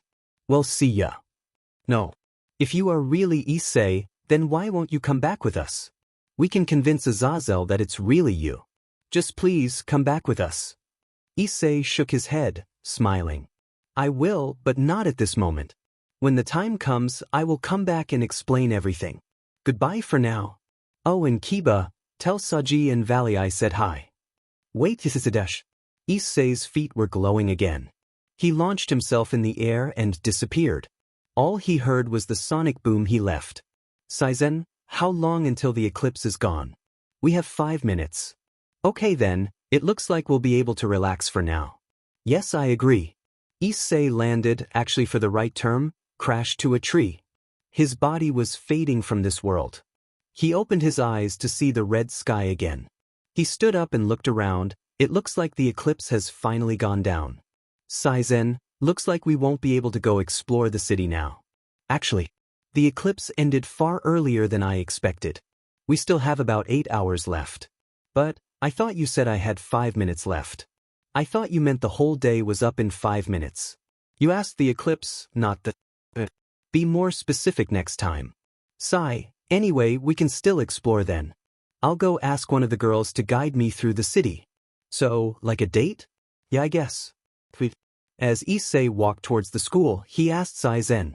Sazen, if you were human again, what age are you now depending on your mind? If I was a human again, my age would probably be it's the way I would like it. I don't want to be all of that wise crap. It's fun to be young, but I still have some wisdom. Okay, thanks for that. Issei opened the door to the room and saw that everyone was there, energetic as usual. Lena sipped her tea and then looked up. Issei-kun, what are you doing here? I thought you were training. I did. I just finished and I wanted to explore the city. I was hoping that one of you girls will guide me. With a slightly red face, he continued. I guess you can also consider it a date. This captured everyone's attention. They immediately stood up and grabbed Issei, saying things like, "I can show you some places for couples. We can go to the movies and go around the city and go to the movies. I can show you to some private places." Issei was quite surprised with the reaction he received. He smiled. Lena chimed in. "Issei, I'll gladly escort you around the city. We will take my family's limousine." "Oh wow, thank you very much, Lena-senpai. I'll gladly help my little junior with anything he needs." The others looked defeated when Issei chose Lena over the rest of them. Issei wondered why Sarah didn't shout out as well. He looked over the desk where Sarah was sitting to see her slumped on her seat and drooling over a magazine. "Sarah-senpai, what are you reading?" "Oh, nothing you need to know." She went back to drooling to her little magazine, before Lena snatched it and looked over the contents. Her face grew a bright crimson. Sarah looked at her with an embarrassed face. Issei walked over to see what the magazine revealed. He snatched it out of Lena's hand and looked over it. He saw many pictures of him in battle. His many attacks and poses where he hit. It was like a scrapbook of him. There also was a section where there was nothing but body shots of him. Issei looked over it for a while, rolled it up and hit Sarah's head. She had a teary face on while clutching her green head. Issei knows that he is perverted, but for a girl to be perverted like him is unacceptable. He put the magazine in the trash and grabbed Lena's hand to explore the city. Lena's face grew even more red, knowing that Issei grabbed her hand. A sleek black limo arrived at the entrance of the school gate. They entered the limo to find it filled with every commoner would want. A nicely furnished inside. The seats were black leather. There was a cooler in the middle of the limo. It felt like Issei was at the lap of luxury. "What? This is nice. Yeah. Lena must be a princess if she has access to this." They were driven to the train station, where they entered the crowded train. Issei and Lena were forced to push into each other. Lena's melons pushed against his chest. They were extremely soft and nice. He looked at Lena closely. She was wearing her school uniform. The red and brown uniform was quite nice and matched her red hair. The V-shaped neck was a bit more revealing than it was intended. A brown tie was resting on her nice white and pink biartis. Her red flowing hair stretched down to her waist. Her brown eyes were enchanting. The train got even more crowded. They were pushed against each other that they could feel each other's breathing. Lena's heart was beating rapidly. This was a lucky moment for her. She finally found someone who does not take advantage of her because of her money. She felt real happiness for once. The train stopped to their destination, the shopping district. They looked around to see what they could do. Lena grabbed Issei's arm and directed him to a shop. He went along since she is supposed to be his guide. They went to a movie theater to watch the newest movie out. It turns out that the newest movie was a romance movie. The pair watched the love scene with some intensity. Issei watched it normally, while Lena was fantasizing about her and Issei.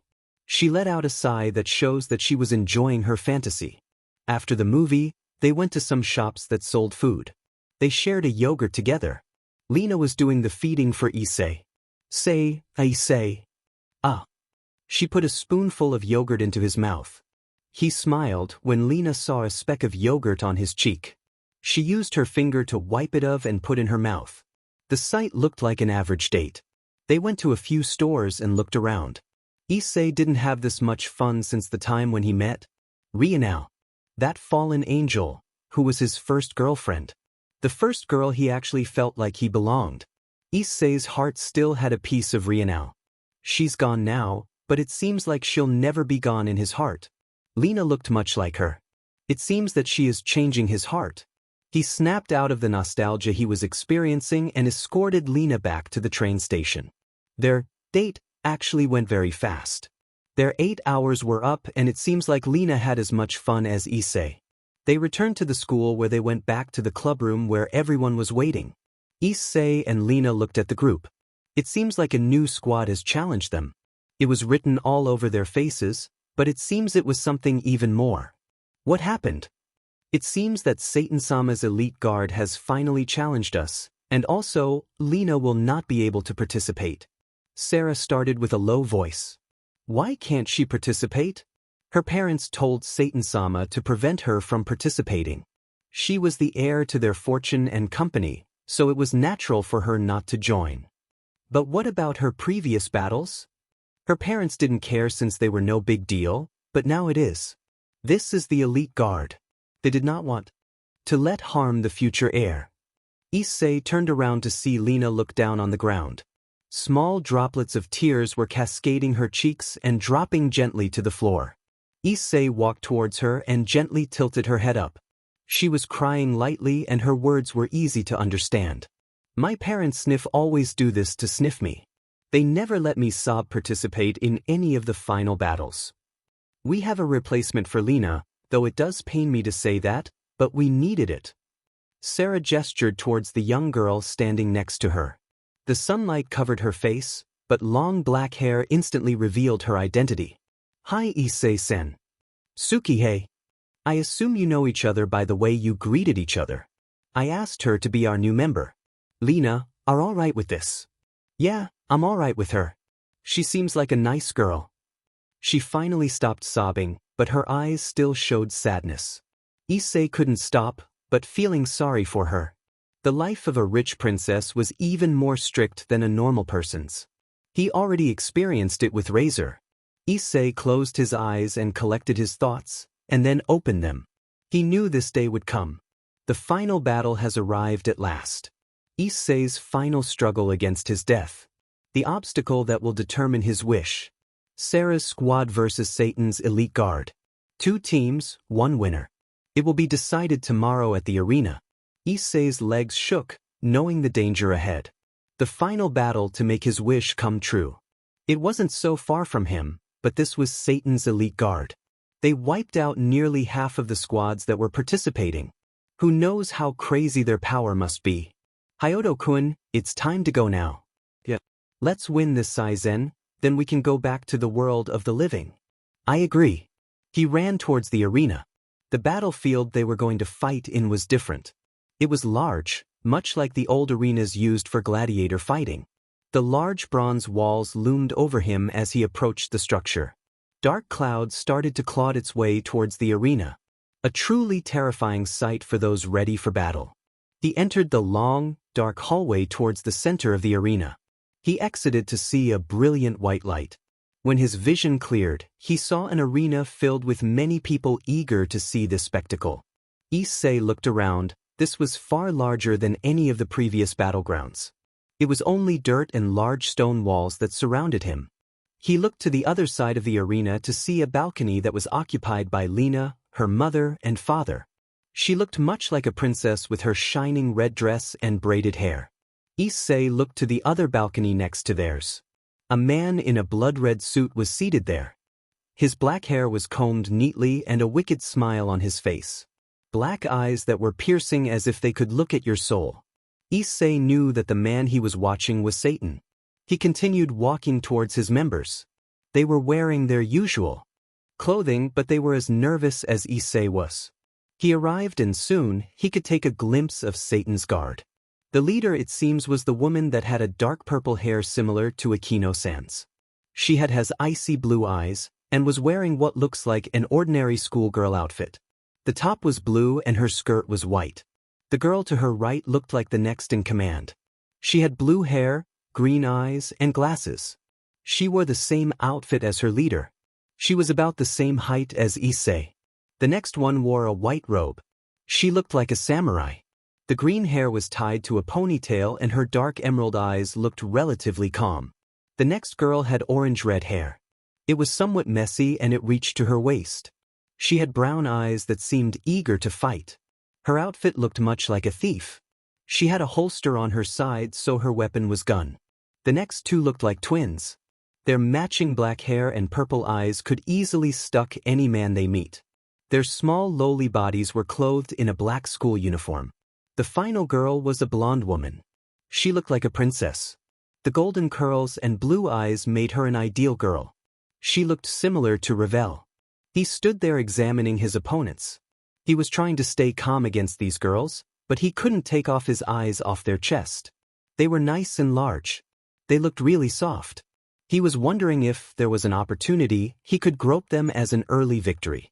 Satan stood up and walked forward shouting, "Ladies and gentlemen, I welcome all of you to the 32nd Annual Battle Royale.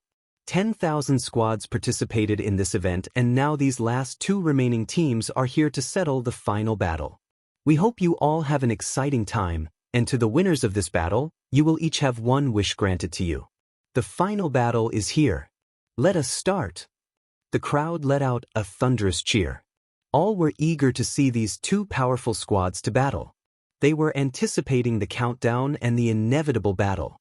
A floating block appeared in the sky and the numbers counted down. Issei's team and their opponents got ready. They all shifted to their battle positions. The countdown continued. 3.2.1 begin. In an instant both teams charged at each other. They closed the distance fairly quick. A large shockwave erupted as the teams collided. A large amount of power was released in a few seconds. Issei was up against the girl with glasses. She was using her hands and feet, so it was an even fight. She charged at Issei and attempted a kick to the head. Issei ducked, but she quickly followed it up with a straight kick to Issei's chest, pushing him back. She wasn't finished though, she went on with a right hook. Issei blocked the punch and he pulled her towards him and shot a punch towards her stomach. She was stunned at the hit. Saen managed to use his void skills to nullify the girl's body by a few seconds, giving Issei a follow-up hit. He kicked her into the air and charged up a punch. His arm was covered by a swirling gray wind. He charged towards the girl's falling body and connected his punch to her back. The wind howled as it swirled and ripped her clothing to shreds. She was sent flying to the nearest wall and she was engraved into it. Giga Impact, Wind Ripper. Issei watched the huge crater in the wall. The smoke cleared and he saw the girl standing as if nothing happened. She merely dusted herself off and looked at Issei intently. She said nothing and closed her eyes. In a flash she was gone, and in the next a foot was planted on the side of Issei's head. He was sent flying toward the wall when she appeared again and clotheslines him with her arm. Issei fell to the ground with an excruciating feeling on his neck. She looked down on him with her shining glasses and picked him up. She smashed him against the wall and a large boom exploded as Issei's body was planted into the wall. He spat out blood and looked at her again. She was smiling. She smashed Issei against the wall again, but he went in much deeper. She finally let go and Issei's body crashed to the ground. Elsewhere in the battlefield, Suki took out her silver scythe and swung it upwards at her opponent. She missed again and again. The blonde girl was too fast and she expertly dodged her slices. Sarah soon came to her aid and managed to hit the girl, knocking her off balance. Suki took this opportunity and struck her. She muttered, "Half-moon blade dance."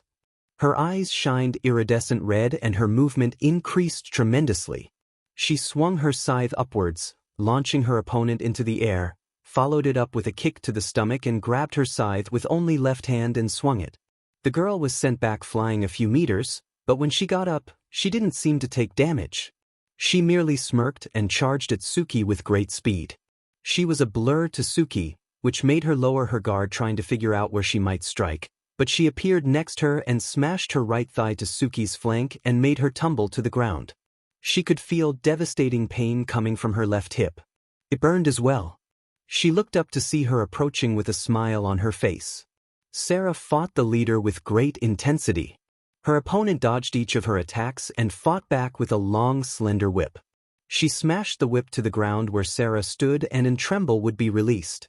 She cracked the whip at Sarah's direction. It barely reached Sarah, but a large shockwave blasted when the crack of the whip was heard. She was blown back a couple of feet from her opponent. She was going to have a hard time trying to get in range for her to get any hits. These girls were crazy strong. Nene crossed swords with the samurai and moved at incredible speed, much faster than Kiba and Zenobia. Their swords sang through air with incredible speed and power. Their swords sent sparks in the air and it screeched through the arena. Nene and her opponent pushed each other back. They raised their sword and charged again. Their swords clashed once and they were behind each other. They stood still for a moment and after a second's delay, Nene had a scratch on her cheek, while the girl had a rip in her cheek. Nene knew she was up against a powerful opponent. No could match her speed but Momo. She turned around to face her opponent again. Her enemy did the same. Their swords rested on one hand. Both were waiting on who will make the first move. Both made a slight motion and suddenly they were gone, back in battle, hidden by their speed. Momo shot 5 rounds at the red-headed girl with precise accuracy. One bullet only grazed her while the others missed. The girl was running on the wall and she shot 4 rounds at Momo. She dodged the bullets with ease. Momo shot 2 bullets that had a phoenix marked on their side and the bullets roared through the air as they resembled a charging phoenix. The girl jumped over the bullets and shot a bullet at Momo that had a snowflake on its side. The bullet missed Momo, but the ground froze and Momo's feet were frozen to the ground. The girl blew the smoke off her gun and aimed her. She pulled the trigger. Korin and Kurono worked together as they fought the twins. All 4 fighters were Nikomatas. They hit each other with devastating force and Senjutsu-infused punches. Korin jumped to the air next to Kurono and she grabbed her feet and jumped to the air as well. She flipped twice before throwing Korin at the twins. Korin's body was moving at extreme speeds while her fists were outstretched. The twins reacted with a powerful combination. The first girl slid under Korin's body and used her feet to kick Korin up in the air where her sister appeared and roundhouse kicked her body. Korin tumbled to the ground where Kurono ran towards her. She slowly got up and rubbed the few drops of blood away from her mouth. These twins were in par with their abilities. A few seconds were a stalemate until the battle resumed between the 4 girls. He was almost unconscious, but he managed to get up. Those hits were wearing his body down. Issei stood up slowly while the girl was watching him. She had some tremendous strength on that body. Issei activated his sacred gear and a brilliant light illuminated his fists and black gloves with a dragon insignia formed. He charged at her again and managed to get some hits on her. They were battling it out with only fists. Issei remembered his fight with Serorg-san, but the only difference is the power. This girl was far stronger than Serorg-san and faster. Issei hits were blocked, but he also blocked her attack. Dang, I can't get a single punch in. Should I use dress break? Why not? Give the audience some entertainment. It might get you some support. All right. Issei extended his hand and a small beam shot at the girl. It grazed her clothes since she dodged it. Issei already had her. He closed his hand and... Dress break. Her clothing was ripped to shreds. Issei's prediction was actually correct. She broke down and covered her body. She was getting teary-eyed. She looked at Issei and bawled her eyes out, while saying between sobs, I'm exposed. I'll never have a lover now. She looked at Issei again with new determination. She stood up, still covering herself, and said to Issei, You win this time, but after this battle, you must take responsibility. Blush for what you have done. I won't let you escape if you do not fulfill your duty. Iya. She was blushing like a rose. She spoke to the air and declared, I yield. I lose this battle. She looked back at Issei and gave him a stare. She winked once before she disappeared in a bright, blue light. Issei stood there dumbfounded. He attracted another girl. This is going to be troublesome to the others. He saw Suki being approached by a girl in the distance and rushed to her aid. He moved fast enough to connect his Wind Ripper to the girl's left flank and send her flying. He stood over Suki and said, You okay? Yeah, I have this pain in my hip though. I can't move since it hurts really bad. Don't worry, I'll help you up. Issei focused on his surrounding and touched Suki's hip. A green light appeared on his hand. Saen was helping with the flow of energy since a devil, who isn't Nikomata's, isn't able to do such a skill. Suki's hip was healed to only sore. She stood up again and grabbed her scythe. The pair turned and faced their opponent. She was watching them with disgust in her gaze. She said nothing and lunged at them. Issei countered her attempt by going running toward her, then turning 180 degrees and did a front flip.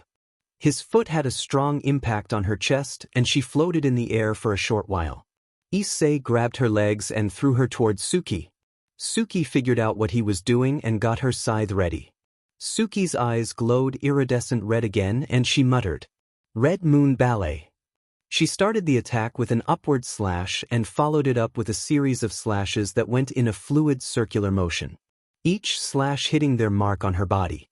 She finished her dance with a 360-degree spin that made a blood circle in the air.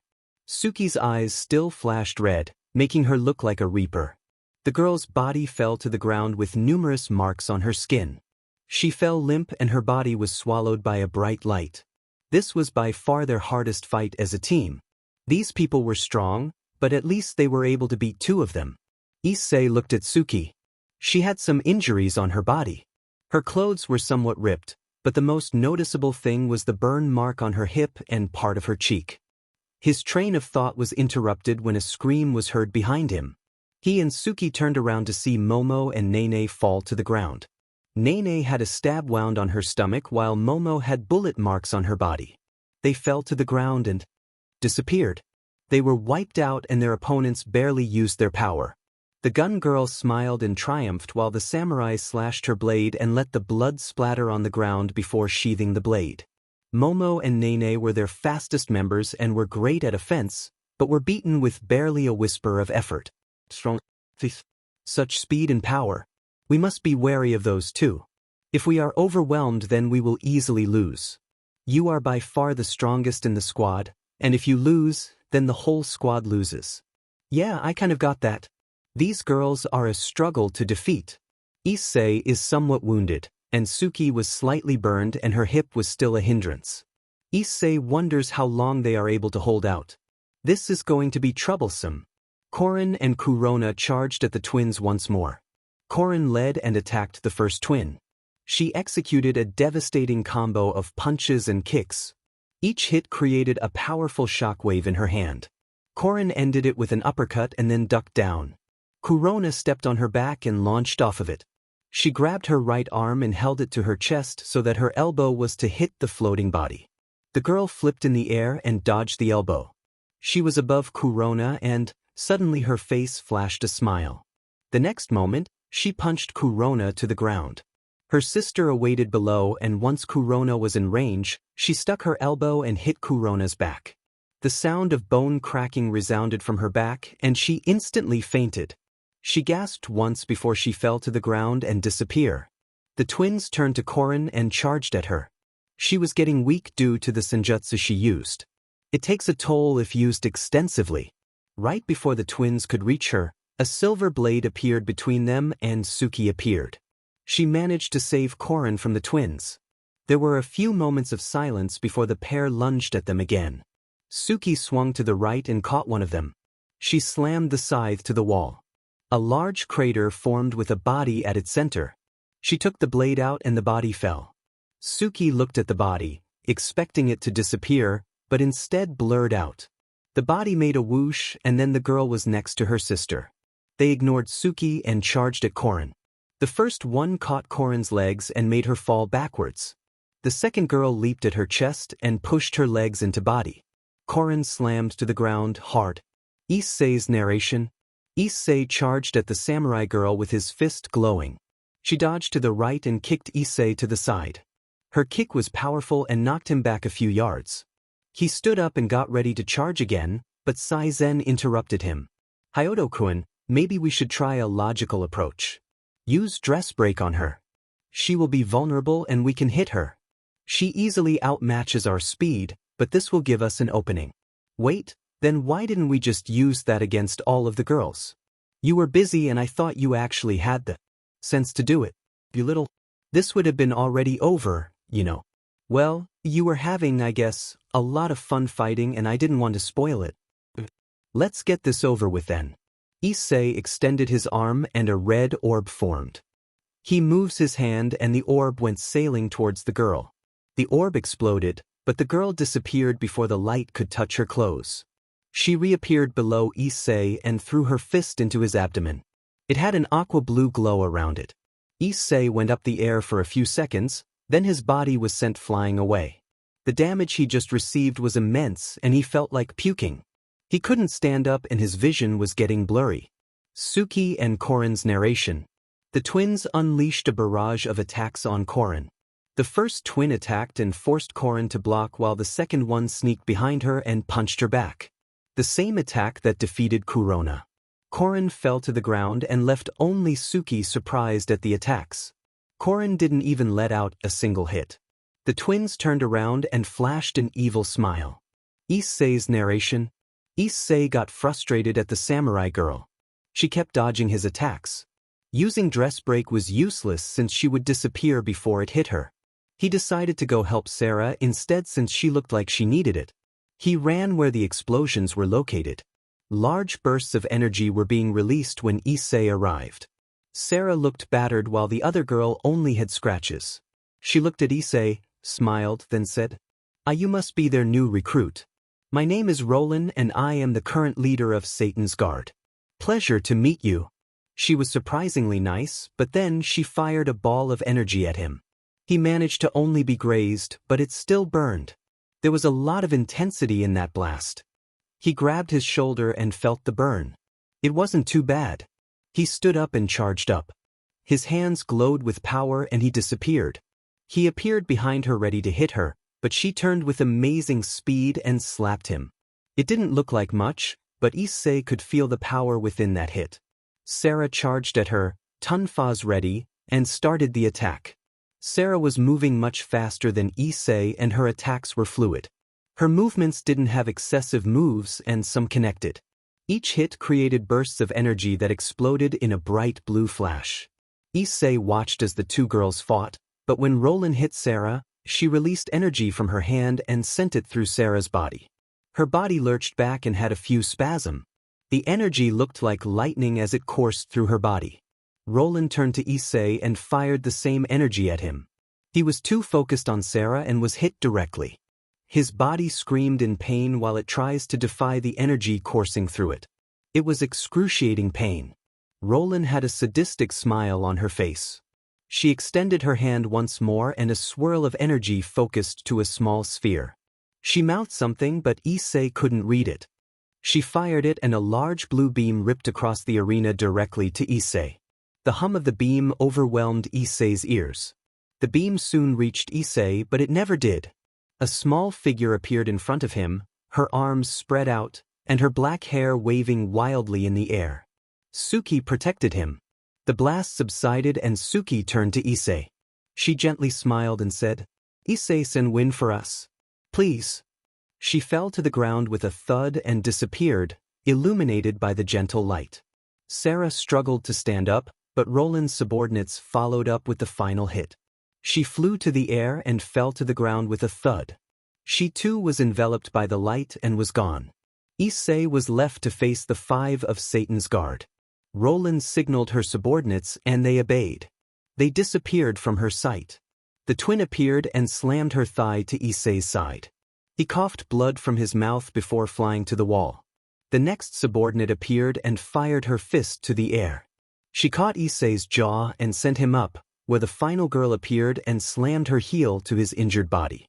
His body was crying and screaming for him to stop. The pain he just experienced was indescribable. He wanted to just lie down and lose, but his mind and determination wouldn't let him. He got up slowly. Roland smirked at the sight of a hopeless effort. I saw what that girl did. It was so nice of her. A sacrifice to save you. What a joke. Just because she saved you doesn't mean it will help you win. She just managed to prolong your life. Your squad wasn't even on par of ours. Granted, you beat 2 of them, but they were easily dispatched. They put so much hope to a boy like you? Don't make me laugh. She insulted his squad more and more.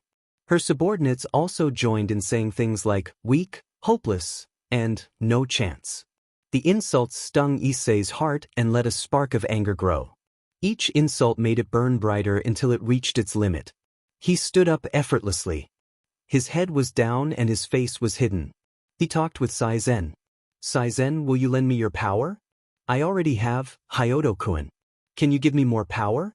You already have that in your disposal. Then, will you help me use it?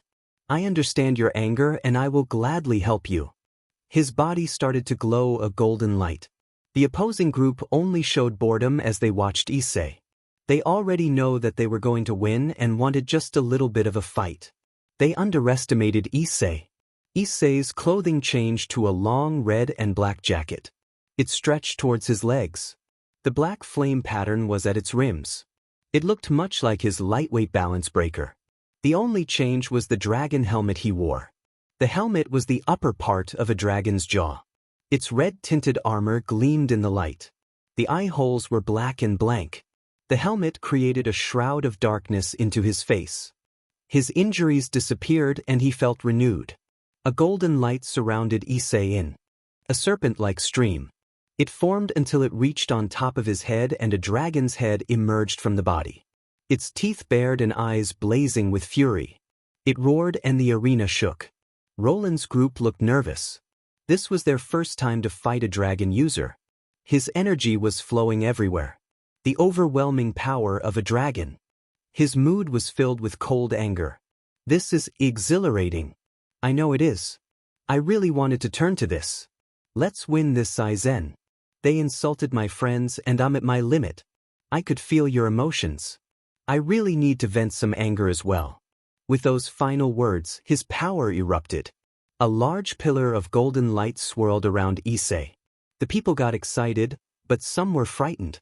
Issei's burst of power bore through the ground and made a crater below his feet. The pressure of his power made Satan stand up.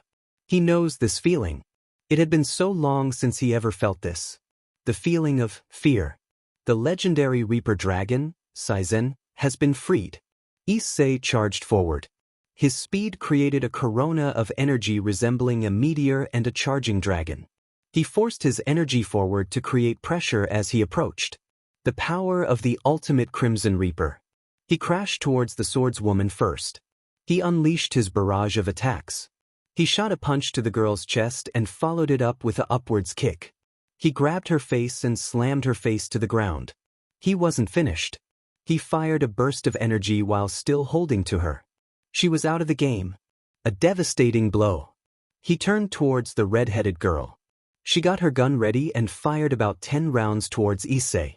The bullets had the phoenix emblem at their sides and the bullets turned to blazing birds. The flames came closer towards Issei, but Issei stood there, calm and collected. The flames devoured him and the girl smiled in triumph, but she looked closer and dark red eyes shone through the pillar of fire that was on Issei. The eyes of an angered demon. The flames dispersed and there stood Issei. He wasn't even touched by any of the flames. He shot forward and planted his fist into her body and sent pain through her. She screamed at the agony and tried to escape, but Issei kept hold of her. She soon passed out from the pain. He dropped her limp body to the ground. He easily defeated them and walked forward to face his next opponent. The twins hesitated before running towards him. Using their Senjutsu techniques, they planned to disrupt his ki and make him go down. They hit Issei straight to the chest.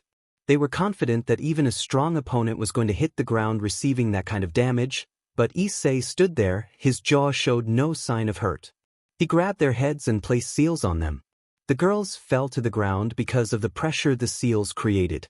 Issei calmly walked towards Roland, and as he walked, he snapped his fingers and the twins had an uncontrollable series of spasms until their bodies went. Roland had fear embedded into her eyes as her whole squad was wiped out in a matter of minutes. She fired beams of blue energy at Issei, but they would disperse before they could hit him. The feeling of defeat is one thing, but pure fear was another. He calmly walked over towards her. She fired another and another. There was barely any effect as the energy faded to blue smoke. She couldn't take it and charged towards him full force. Her legs were surrounded in a blue glow and she blasted towards him, leaving a trail of dirt behind. She pulled back her arm and readied the punch, but when she fired her attack, Issei was above her. His jaw showed no sign of emotion or confidence, but a slight flash of excitement was seen. Issei held in his palm a red glow, full of power created by his anger. He dropped his judgment on Roland with a beam at point-blank range. The beam raised high above the arena, creating a pillar of crimson light. The smoke cleared and there stood Issei looking down on Roland. She was already unconscious after the first 5 seconds of the blast. Issei's attack was already overkill, due to her fear holding her back, her mind went blank. Issei heard footsteps behind him. He turned to see Saten-sama walking towards him. His black hair was gently waving as he approached Issei. He stood 3 meters away from him and said to the audience, "Ladies and gentlemen, this is a rare sight to see. A legendary dragon has appeared in our arena. A truly amazing sight was just witnessed, and it showed the truly devastating power of dragons. I was truly mystified at the battle." He turned towards Issei and says, "Hyodo-kun, I will grant each of your squad members a wish, but for you to get your wish, the conditions are much different. You must beat me in a one-on-one battle. The first to fall out of consciousness or surrenders to the other wins. Do you accept?" He looked at Satan for a moment before answering. "I accept." The audience cheered at the decision as 2 great powers were about to battle. The sight was rare and these battles were always filled with excitement. Issei got into his stance, preparing to guard Satan's attacks. Satan went for the first strike. He disappeared with a whoosh and reappeared behind Issei. Issei's eyes couldn't follow his speed, then suddenly his stomach and chest were aching. There was no way he could have hit Issei. There was a long delay between the hits and his reaction. He turned to face Satan and charged. His fist was engulfed in a dark crimson fire that resembled a dragon head. He released it and Satan blocked it with his hand.